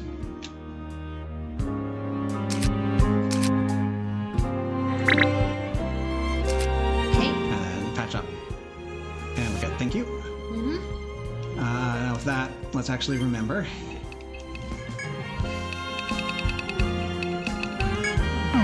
Yeah, let's go back. Excuse me. Excuse me, but would you be the members of Millennium? Yeah, that's us. You need something? Oh, thank goodness. Then you would have a member of the Sheldon family with you, correct? I'm Raccoona Sheldon, and you are? You're dead. So you're Miss Raccoona. It's such a pleasure to meet you. My name is Rosa. I have orders from my master to assist you, Miss Raccoona. What? Wait, hold on. I don't understand. Oh, don't worry about Your father's worried for you, and so he ordered me to come to your aid. I'll care for all your needs. Father's at it again. Your father is only concerned for your well-being. I have a message. It's her, Rosa. I have a message from my master as well. May I ask who might be the leader of this group? I am. Point at Frederica. That would be funny. Can we try? Oh, if you voiced up a little sooner, we could have. It's okay. Master Buddy, is it? Very well. Let me read Master Sheldon's letter to you. I have heard news that my daughter will be joining an investigation team. Nothing can be allowed to happen to her. She is my only daughter and part of the esteemed Sheldon family. This is why I've decided to assist you. To be specific, the Sheldon family has arranged for a mansion to be made available as your base of operations. I have also sent a capable servant. I am sure her culinary skills will be of use to the investigation team. And I expect Rosa to keep me up to date on my daughter's well-being. I hope you'll accept this aid. Won't you please accept this? That is all that my master has to say. Will you accept? Wow, your dad's kinda... How should I put it? Oh, you haven't used tact up to now. Why start? I know, he's far too overprotective. Where are we off to? A mansion. That is an extravagant gift. And yet, a home base certainly has merits. What do you think? Not a bad idea. Thank you very much. Thank you for agreeing. Would you like to give the mansion you will be staying in a name? As always, other people might see this, so don't say something rude. Why don't you name the manor?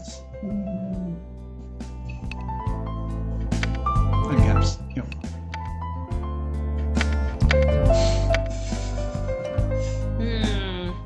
Got 4 more letters if you want them.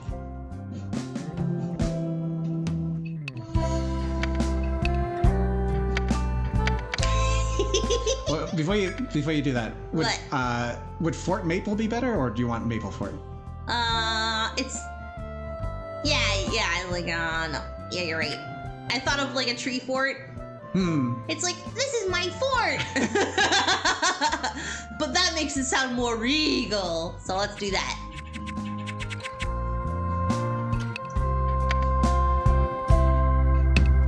There's also a shift button if you only want one letter to be capitalized. Okay.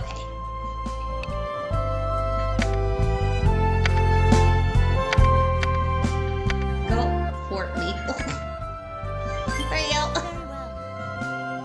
Fort Maple it is then. I shall head there in advance to make the place ready for you. Make sure that everyone knows not to pronounce a space in our name. Now. Why don't we go see what this Fort Maple is like before we go to the labyrinths? I like this. Formable.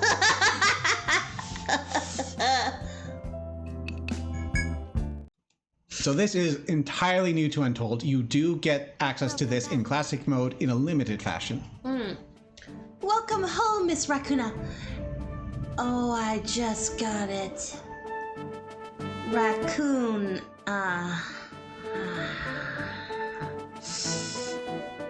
Can you imagine if her last name was Beaverton? It's Sheldon. Sheldon. It's close though. welcome home, Miss Raccoona, and the members of Millennium.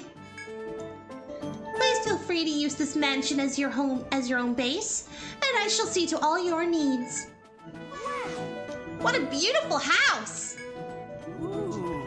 Dang, your family's kind of crazy. Yeah, a family that buys a mansion in a city where their kid goes and then sends a maid crazy is a good word. Even so, I am grateful for this gift. Thank you, Miss Rosa. It's a pleasure to meet you. Yes. Thank you. Please call me Rosa. I'll be here to prepare meals for you when you return from your excursions. Please, let me know if I can be of service. Please feel free to come by in between your excursions. So this is not a free inn, unfortunately. We're still going to be seeing that guy and spending the night there. But what is going to happen is they are going to give us some useful things. First of all, this is how we equip and modify our Grimoire Stones. So, Simon, put yours back on, please.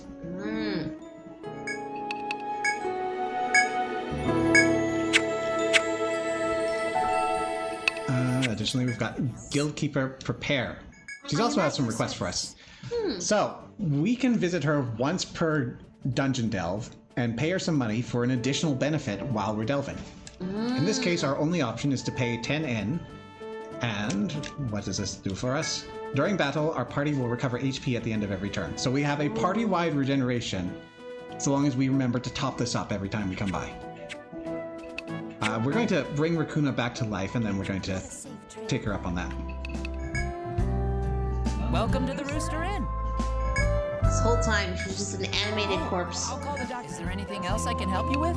Very well. Then allow me to show In you. the original Etrian Odyssey, the service to revive you used to be separate from the inn. There was a whole other building, and they used that as a means to bring in a cameo from one of their other series, their Doctor series. Oh. I'm blanking on the name. I have it right here.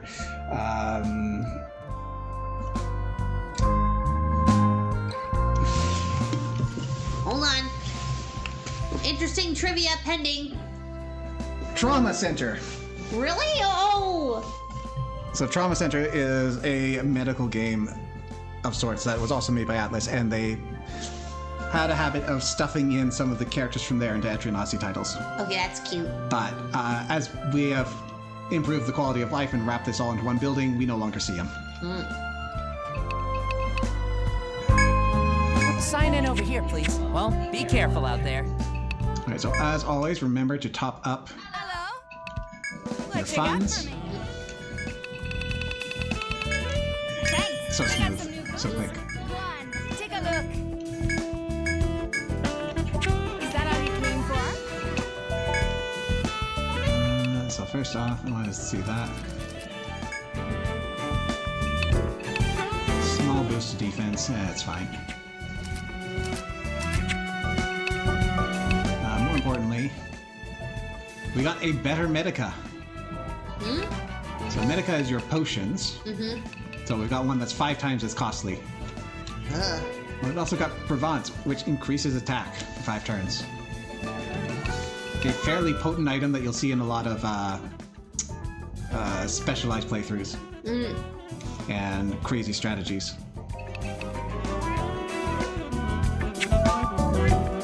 But I need to make sure that I've got threads. Here you go. Thanks for the business. Welcome back. I am at your service. And here we go. I have it prepared over here. Is there anything else? Have a safe trip. So this will take some pressure off of Simon.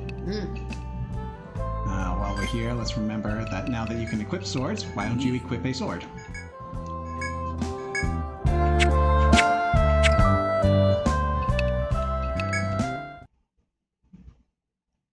All right. It's time we departed. Alright, Lith. So first I'm going to talk to these stairs to turn them gold. And then can I ask you to hit the... Oops, let me go back in.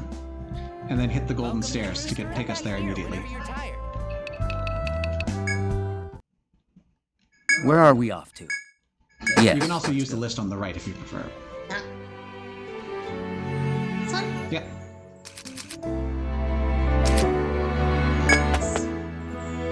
The first hope-filled step. The verdant in-between. Alright. We could be in for trouble. Yeah. Stab attacks will work? Yes, that sounds right. This thing There needs to it die. goes.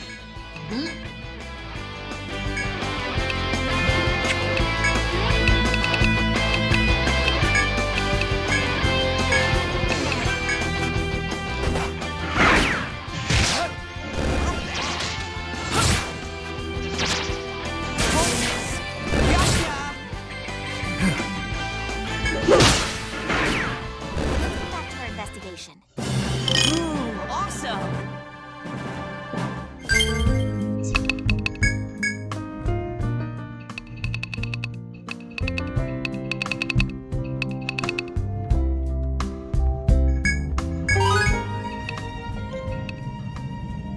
Let's see. It seems I still lack the strength.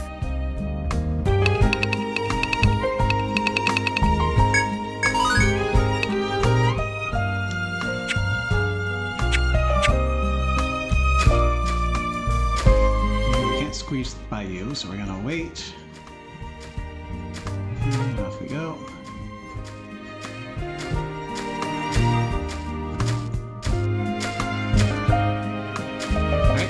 update our map. Here. Hey, another Ariadne thread.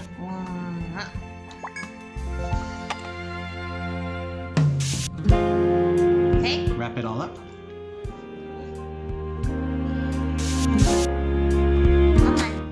Come on. Let the battle begin. Ooh, 2 of these. Okay. Someone's dying.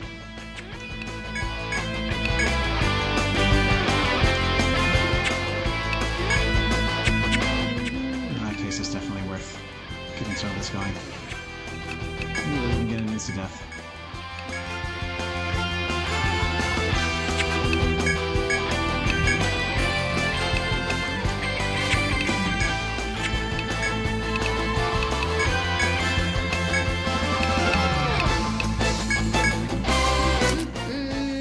Electricity.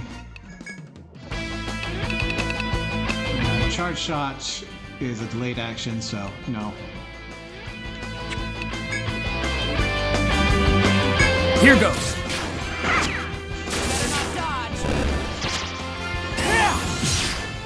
All too. Yay! Another level. Let's record this for posterity.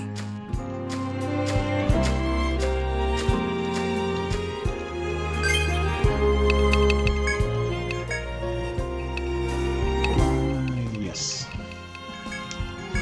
Hey, new things to learn. These 3 are some of the most important skills that you can learn in the game, particularly as you're getting towards the end game. Right now, these are going to reduce 1 attack of an element to the entire party. Oh. As we build it up, it'll give us immunity and then eventually absorption, though we really only need the immunity.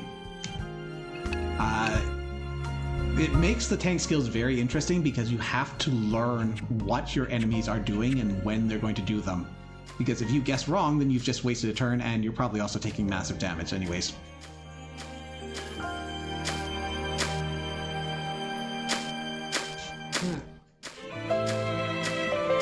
Here it comes. What's that? Time for battle. Who's there? Go me! Okay, you can reduce the damage a bit. There it goes.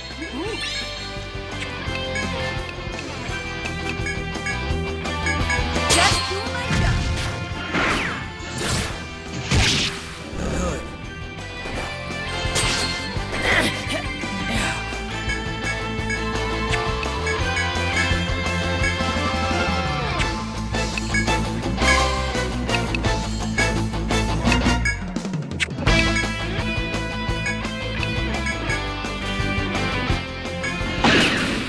Still do this. Who's next? I'm getting stronger. I wonder if this one's any good. Very well. Oh, that helped a lot. Thanks.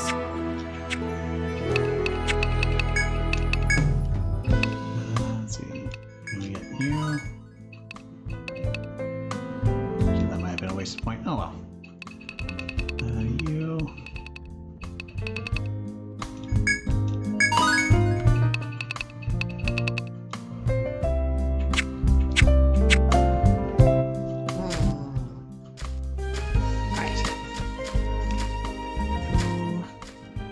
Okay, so the only way forward is here, and we're lined up perfectly. Just ignore that we've got a deer breathing down our necks. I'm just gonna move it so that you've got a clear line of sight as to what's going on. There you go.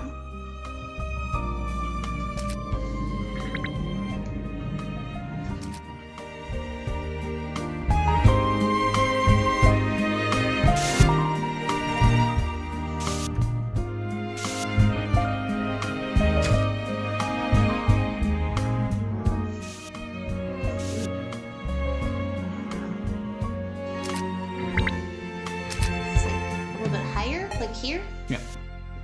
and then it looks like it's blocking from that side. This is a fork. It goes that way. And that's just a completely closed off route down there. So add the 2 walls you're missing. Yep.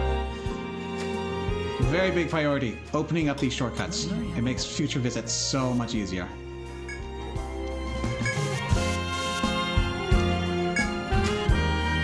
Okay, so if you could substitute that for a double. Let's get this started. Ooh, this is ugly.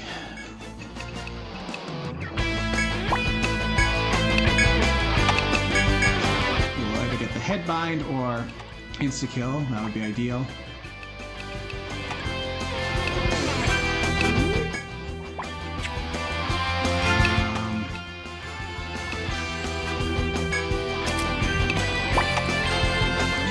Get rid of this. You drag it to that big trash can. Ah, okay. Sorry, I wasn't thinking of that. Right.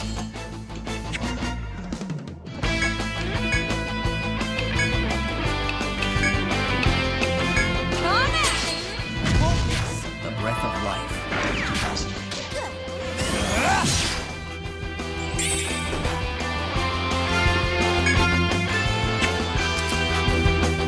It's really to all elements. You just resist ice.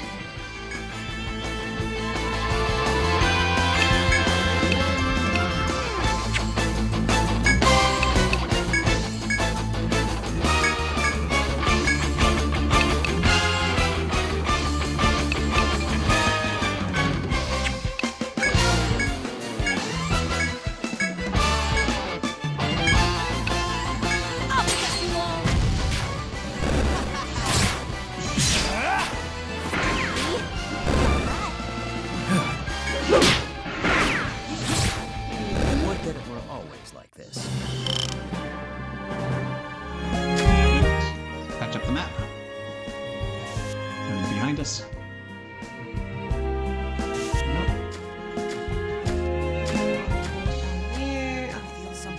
Get ready. So it curves up from where we are. Are you sure? Ah, this is so ugly.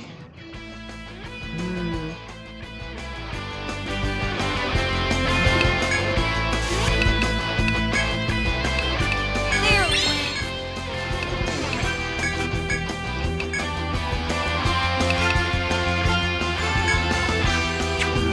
You can get this thing on the clock. Alright, so something that we haven't gone over yet. You may have been hearing this clashing sound when we highlight certain characters. That means their boost is ready. Let's boost it. When we activate boost, the next skill we use is going to have its level increased by 5. This can go over the maximum of 10.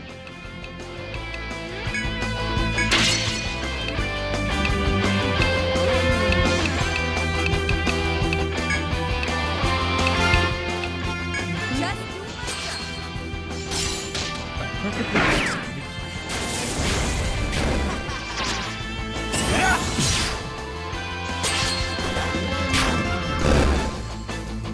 Finish that one and we're done.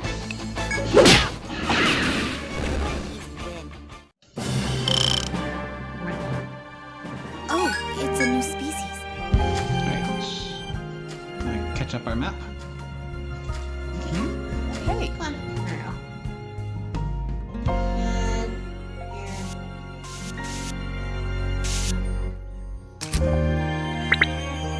Okay. There's a couple more walls you're missing.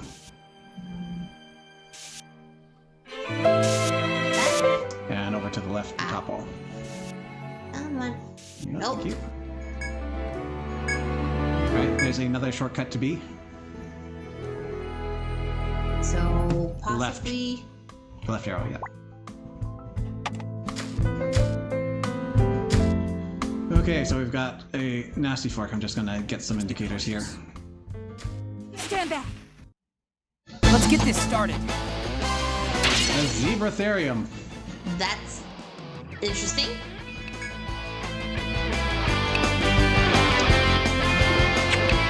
I would rather not have you alive, please.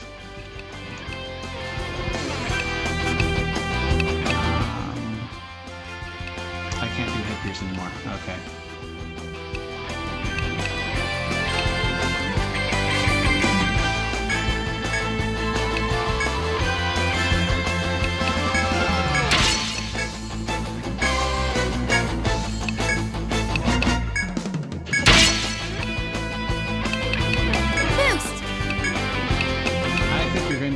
arms to hurt me, so please don't.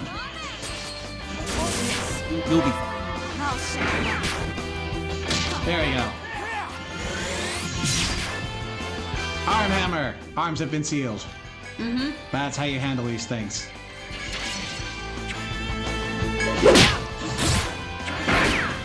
Get going? Don't worry, I wrote it down.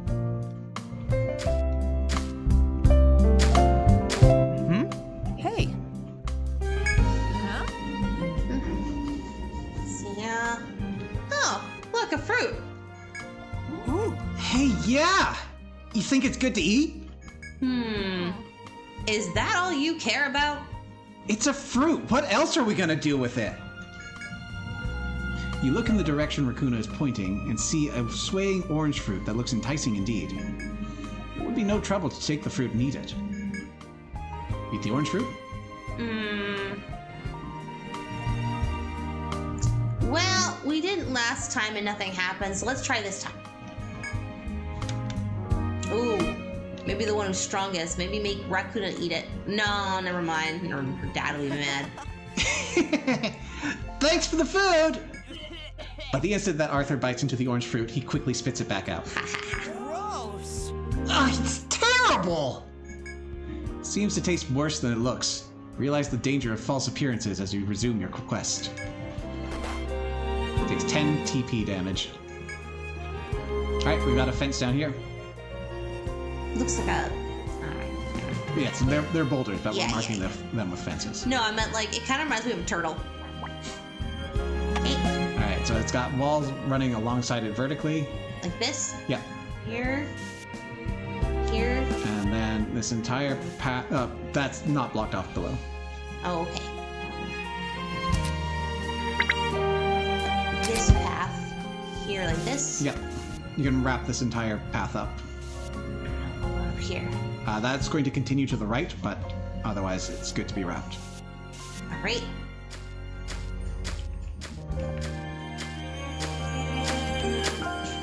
Right. And we're turning down from here, so you can clean that up.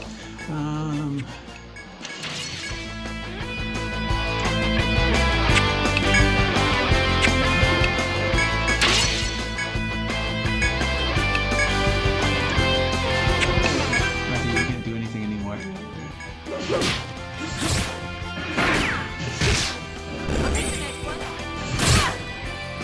All right, time to finish it.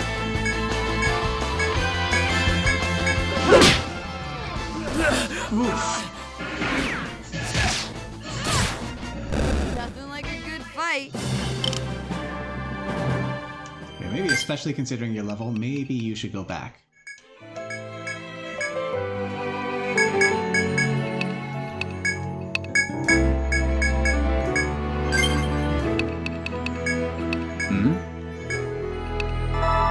Enemies are more likely to target the front row than the back row. Whether you have 2 or 3 up front is a question that you should consider. Dividing the damage is helpful. But we're gonna have to go without that for now. Alright, so we've got a fence down below us. Okay. Like here? Below us. So Oh, we're okay. facing the fence. Okay. Here? Yeah. Down? Yep. And we've got a path this way. So then like this. Hmm. And No, we got no to mark boulders. that off. come on.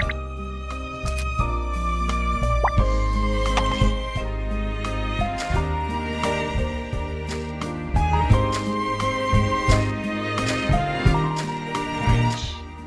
Catch up the map.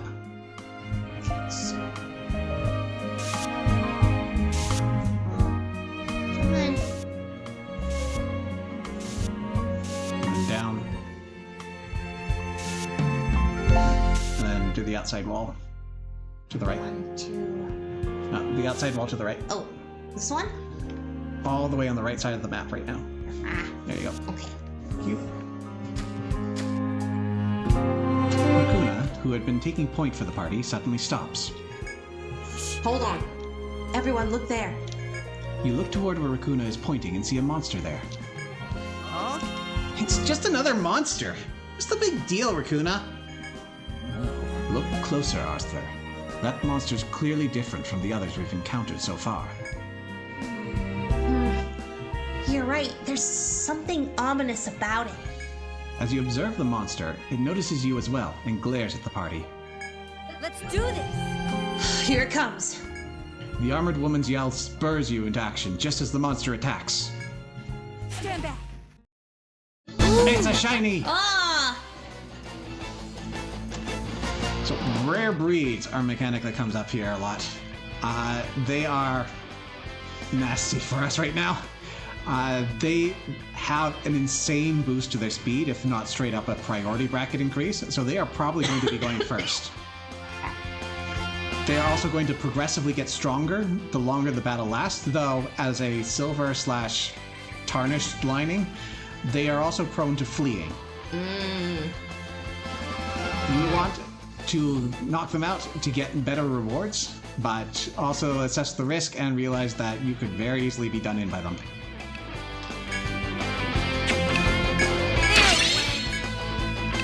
Down to front guard.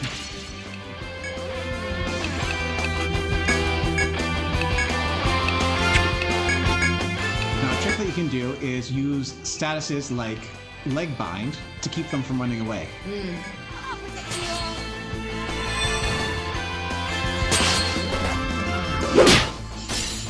Nice sight.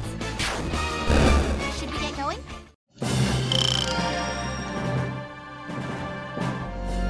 You managed to defeat the fearsome beast. Phew. Hey, we did it!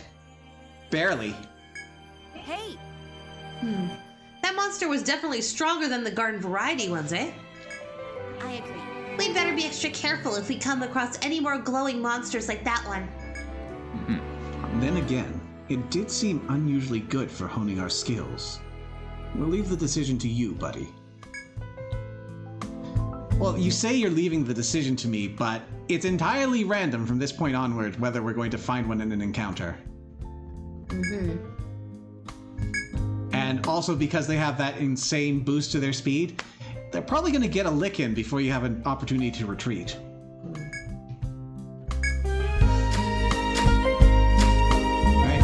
Alright, let's catch up the map. Okay. Something in the way there. So we're going to continue down here, but we also have the path that we just came from. This? Yep, and then the top part of that area, yep. Okay, what nonsense is around here? Seems like we're safe.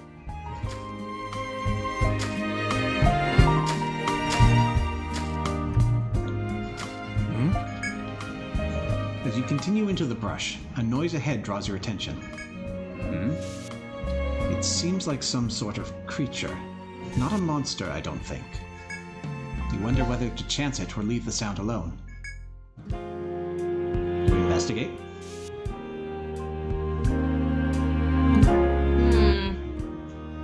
Yeah. Ooh. Let's have Simon do it. He's smart. I don't see anything here worth worrying about.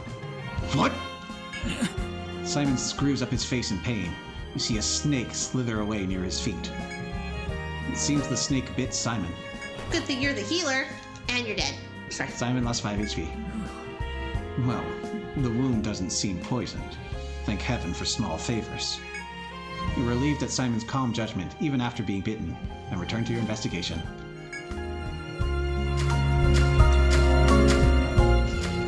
Go a little bit further so you have a clear idea of what we're looking at, and then you can map.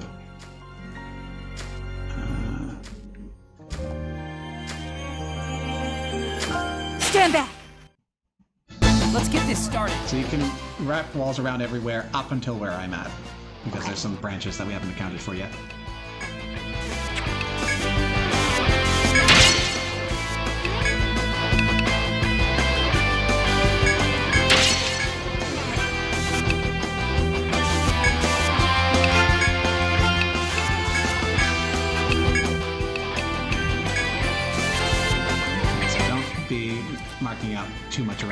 map, just the parts we've already been to. I'll protect you all!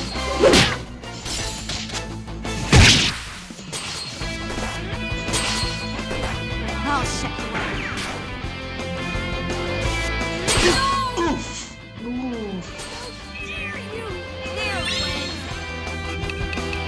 Now's my chance.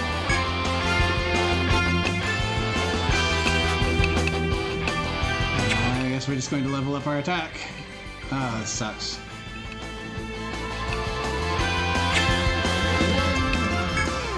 If I heal.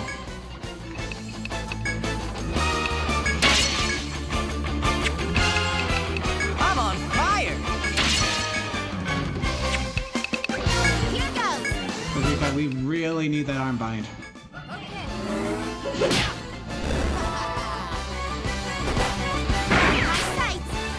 Thank you.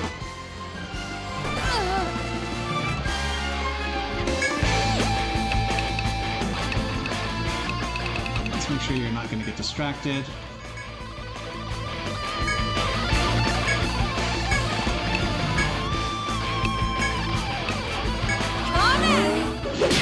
Have some healing.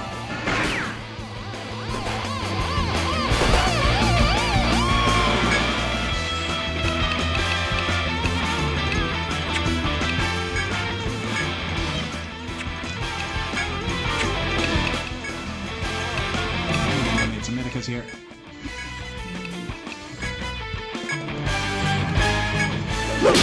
The breath of life. Let's get this over with. I don't really have the luxury of being impatient here. It's ready.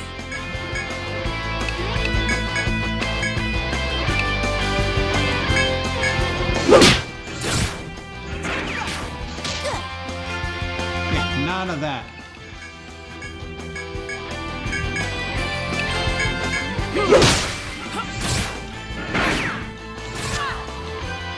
Let's just finish it. Let's get back to the search.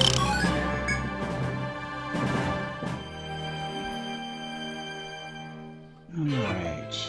Where are we in space?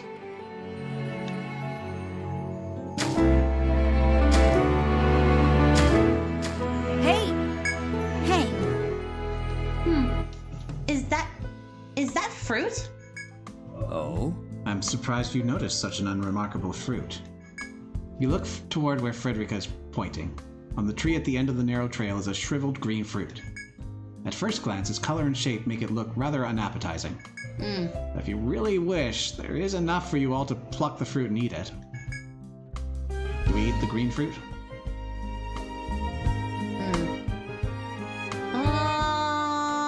Sure. Appearances to the contrary, the fruit was fresh and juicy. It's delicious. Wow! It's great! Oh? This actually isn't half bad at all. Ooh. Huh? Ooh, this tastes neat! I like it! This is mighty tasty.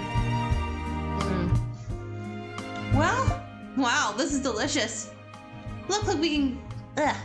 Looks like we can't be so quick to judge by appearances, eh? Meanwhile, Highlander is dead. Yes.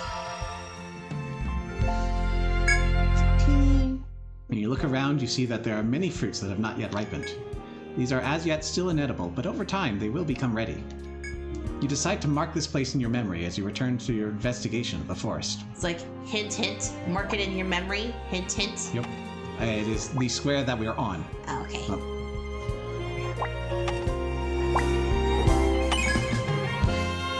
I'm gonna say green fruit. Works for me.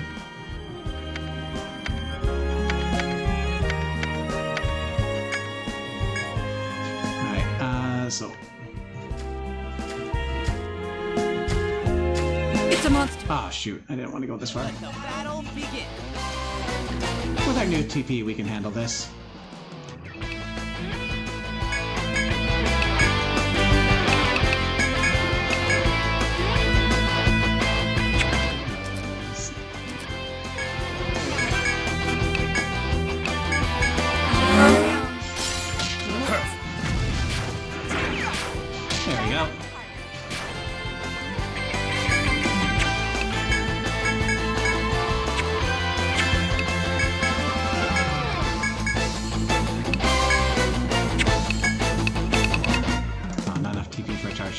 no. I won't miss.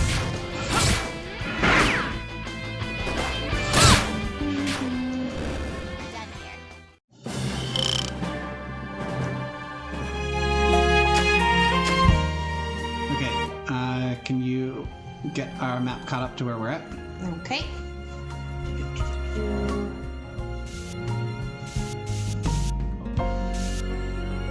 Wrap around the E2.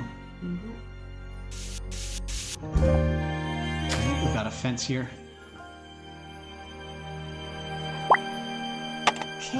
To the left where the arrow's pointing. That? Yep. This goes here.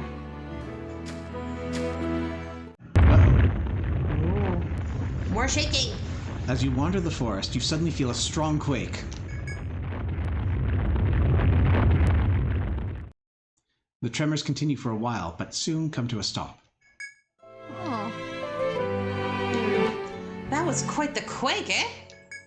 Yeah. Indeed it was. It must have been one of the abnormal earthquakes troubling Etria of late. We must hurry and make progress in our investigation of the Gladsheim ruin to get to the bottom of the quakes. Hey. And to get my and to get my memory back, right? Oh. Sorry about that. Of course. Restoring your memory is the main objective. I'm sure much will come to light at that time. You're right. And for that, we need to find a geomagnetic field.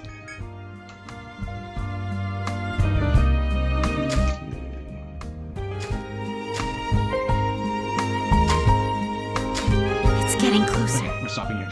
So wrap up the map up until the square I'm on. Don't include the square I'm on. Okay.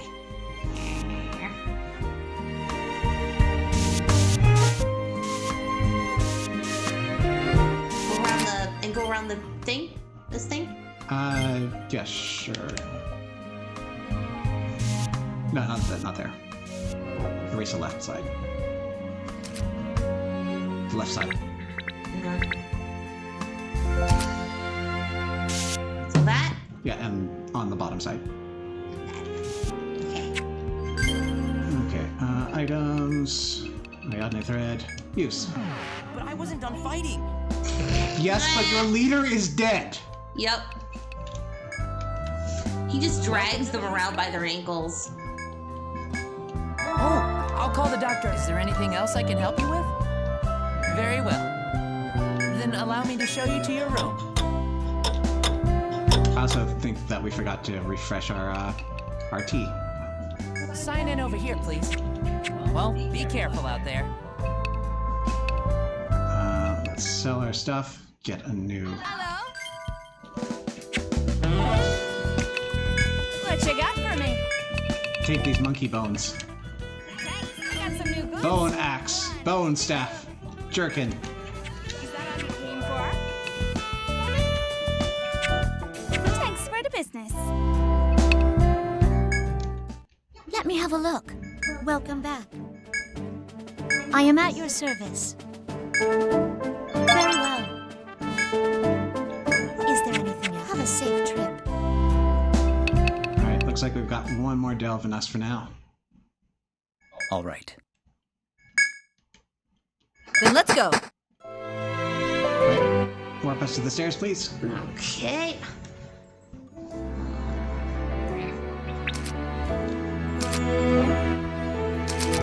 Click the stairs. Oh.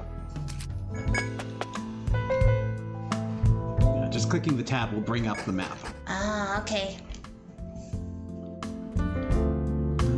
Okay.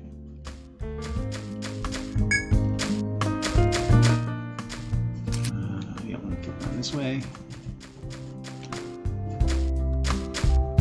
Watch yourselves. The enemy. Let's begin.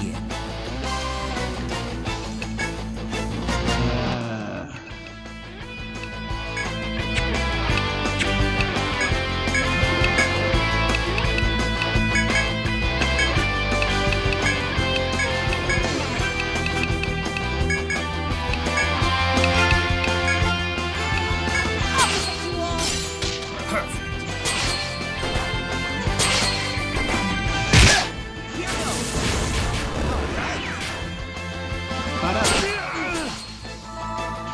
It's a very Arnold roar.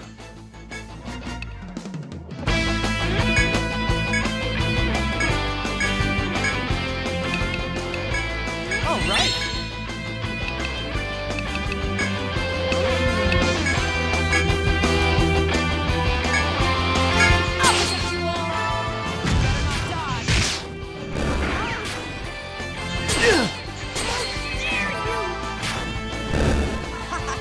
Show's over. Well, well.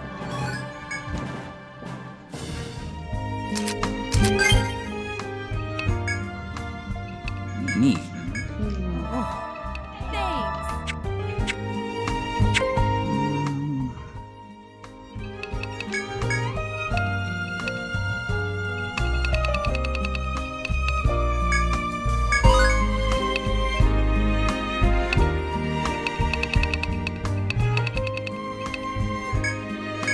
I can't wait for the next one.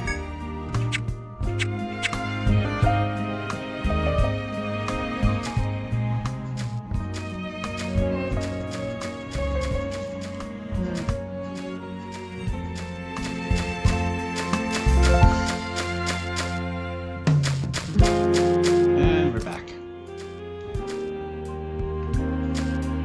Alright, so we got a fence there. Here? Yep. Okay, and then all the way down there, like 4 spaces, like here? One down. Here? Yeah, that's where the other fence is.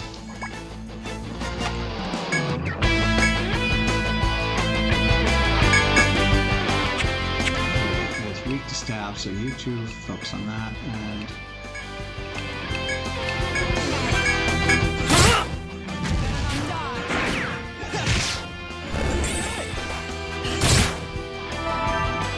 It's not a lot of HP we get, but it's better than nothing.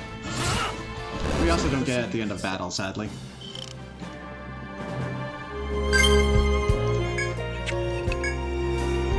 Neat.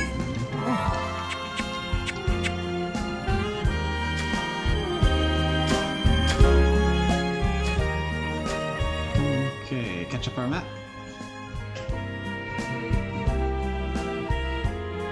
Here? Yeah, so all those fences are essentially paths that are blocked off. That? Thank you. Hmm? As you walk the forest, you discover a soldier resting on a tree trunk in the sunlight. The soldier notices you as well and gives a friendly greeting. Hello, explorers.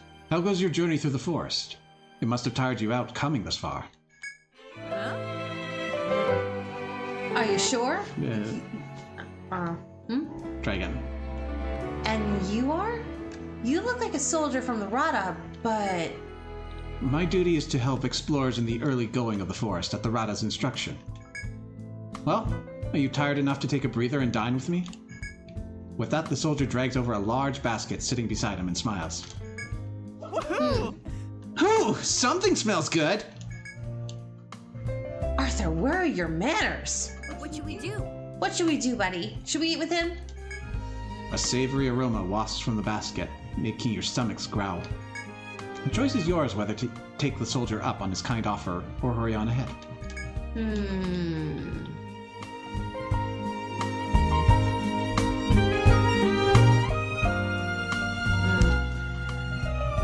We will gladly accept your offer. Ah, indeed? Then I'll get the food ready right away. The soldier nods happily and begins to bring out the contents of the basket. Dead monsters. First come open-faced sandwiches with sliced jerky, cheese, and butter.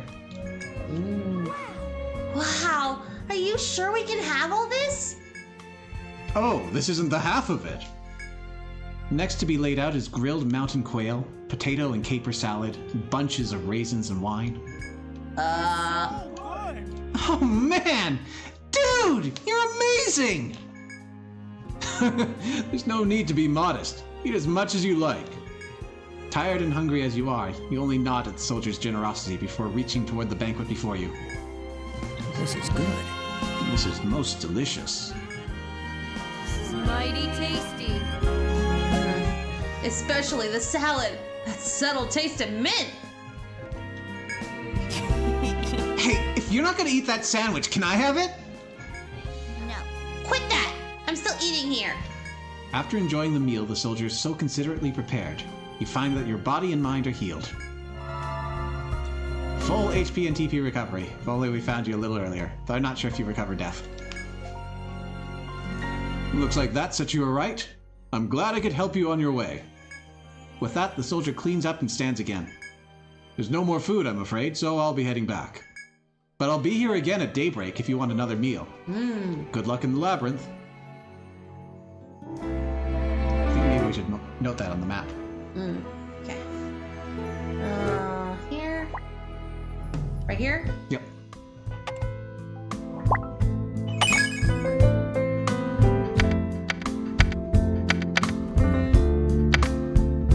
Lunchman. You thank the soldier and return to the investigation with renewed vigor.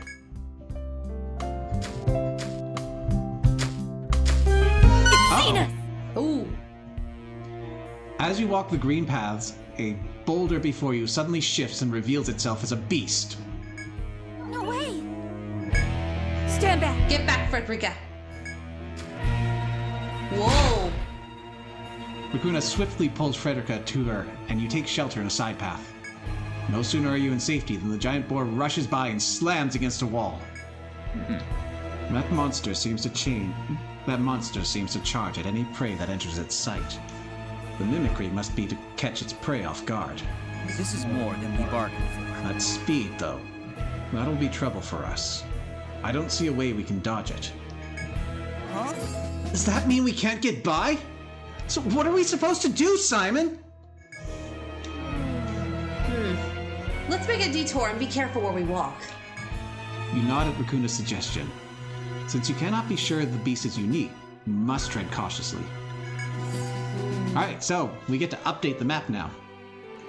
So if you would replace that fence sign, This one? yeah, Fine. pull it into the trash, and put that FOE symbol, the purple circle.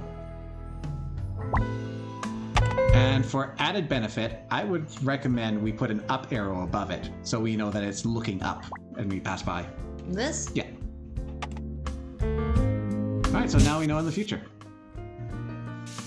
You just cut off. Oh, sorry. Sorry, I'm looking at it in reverse. Let's see. So it slammed into the wall over here, Yeah, that's a corner. and I think there's a wall here. Yeah. Very good. And it's just going to wander back to its spot. So that's why I was marking these fences, because some of them turn into that. So can we get the map up?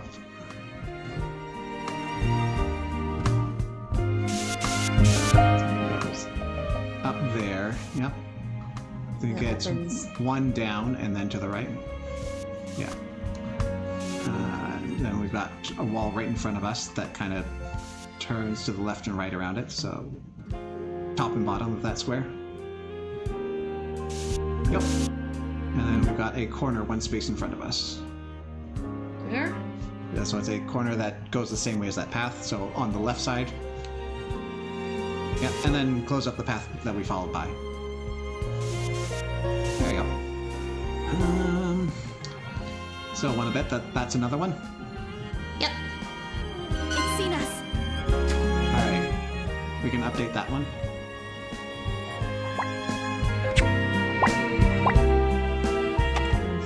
Down.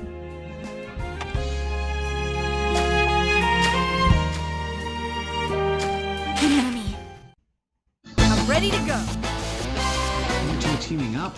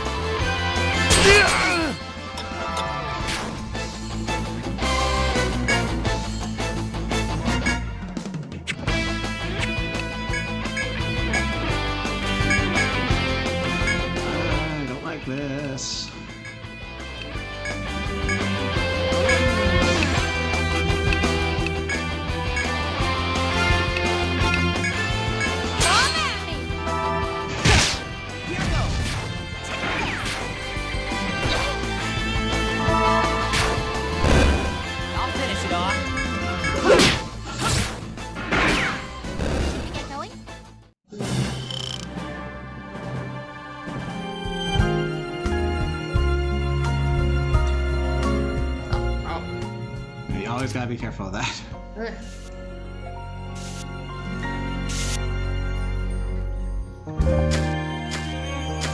Another fancy friend.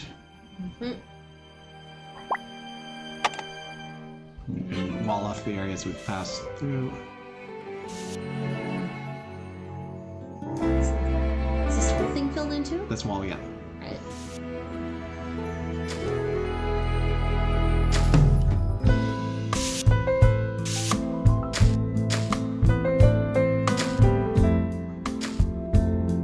Go ahead.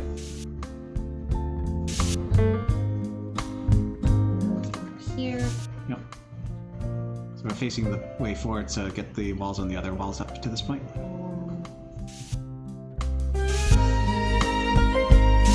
Expect monsters at any time now. Okay, that was fine. Get ready. Alright. Let's begin. You two again? Mm. I don't like this.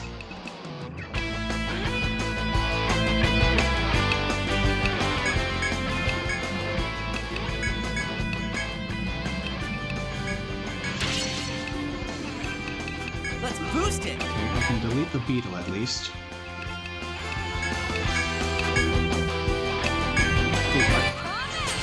Have some healing. Hey!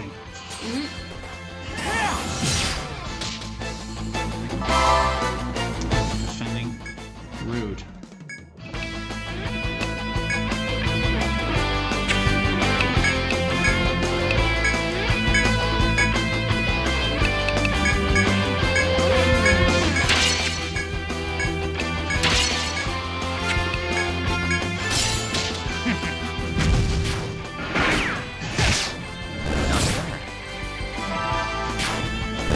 Simplicity itself. Oh, did you level up?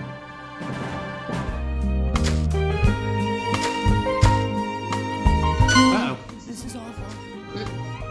Alright, so that's a new FOE down there. So, was it this one? Yeah.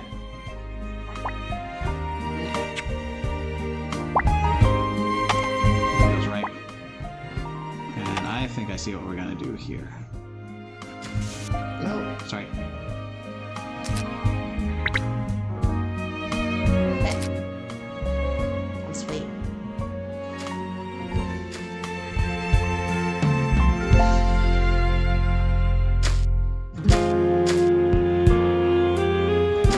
Expect monsters. Let's get this started. I really like this formation.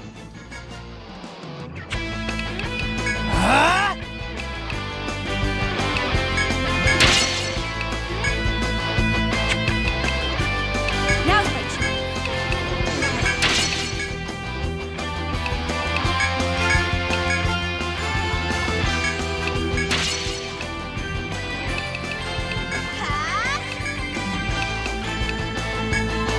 Just do my job.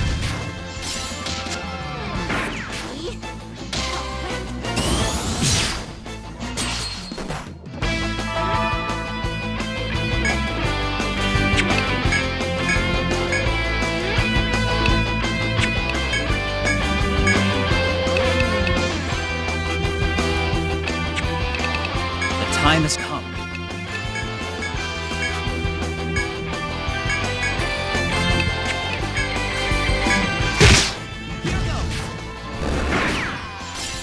A perfectly executed plan.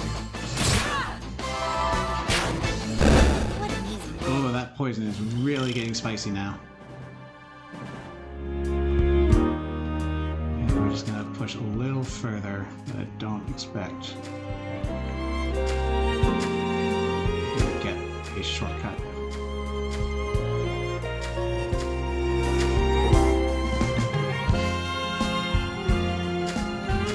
Expect monsters at any time now. Okay, we're gonna drop that fence there so we remember. And we're gonna wire out. Alright. Alright, so how are you feeling about Etrian Odyssey so far? Welcome to the roost. I'm liking it so far. And I enjoy the party banter. It's quite cute. I've certainly got more of that in line. Alright, well, with that, we're wrapping up for the night. So thanks everyone for coming out. And until next time, take care. Bye!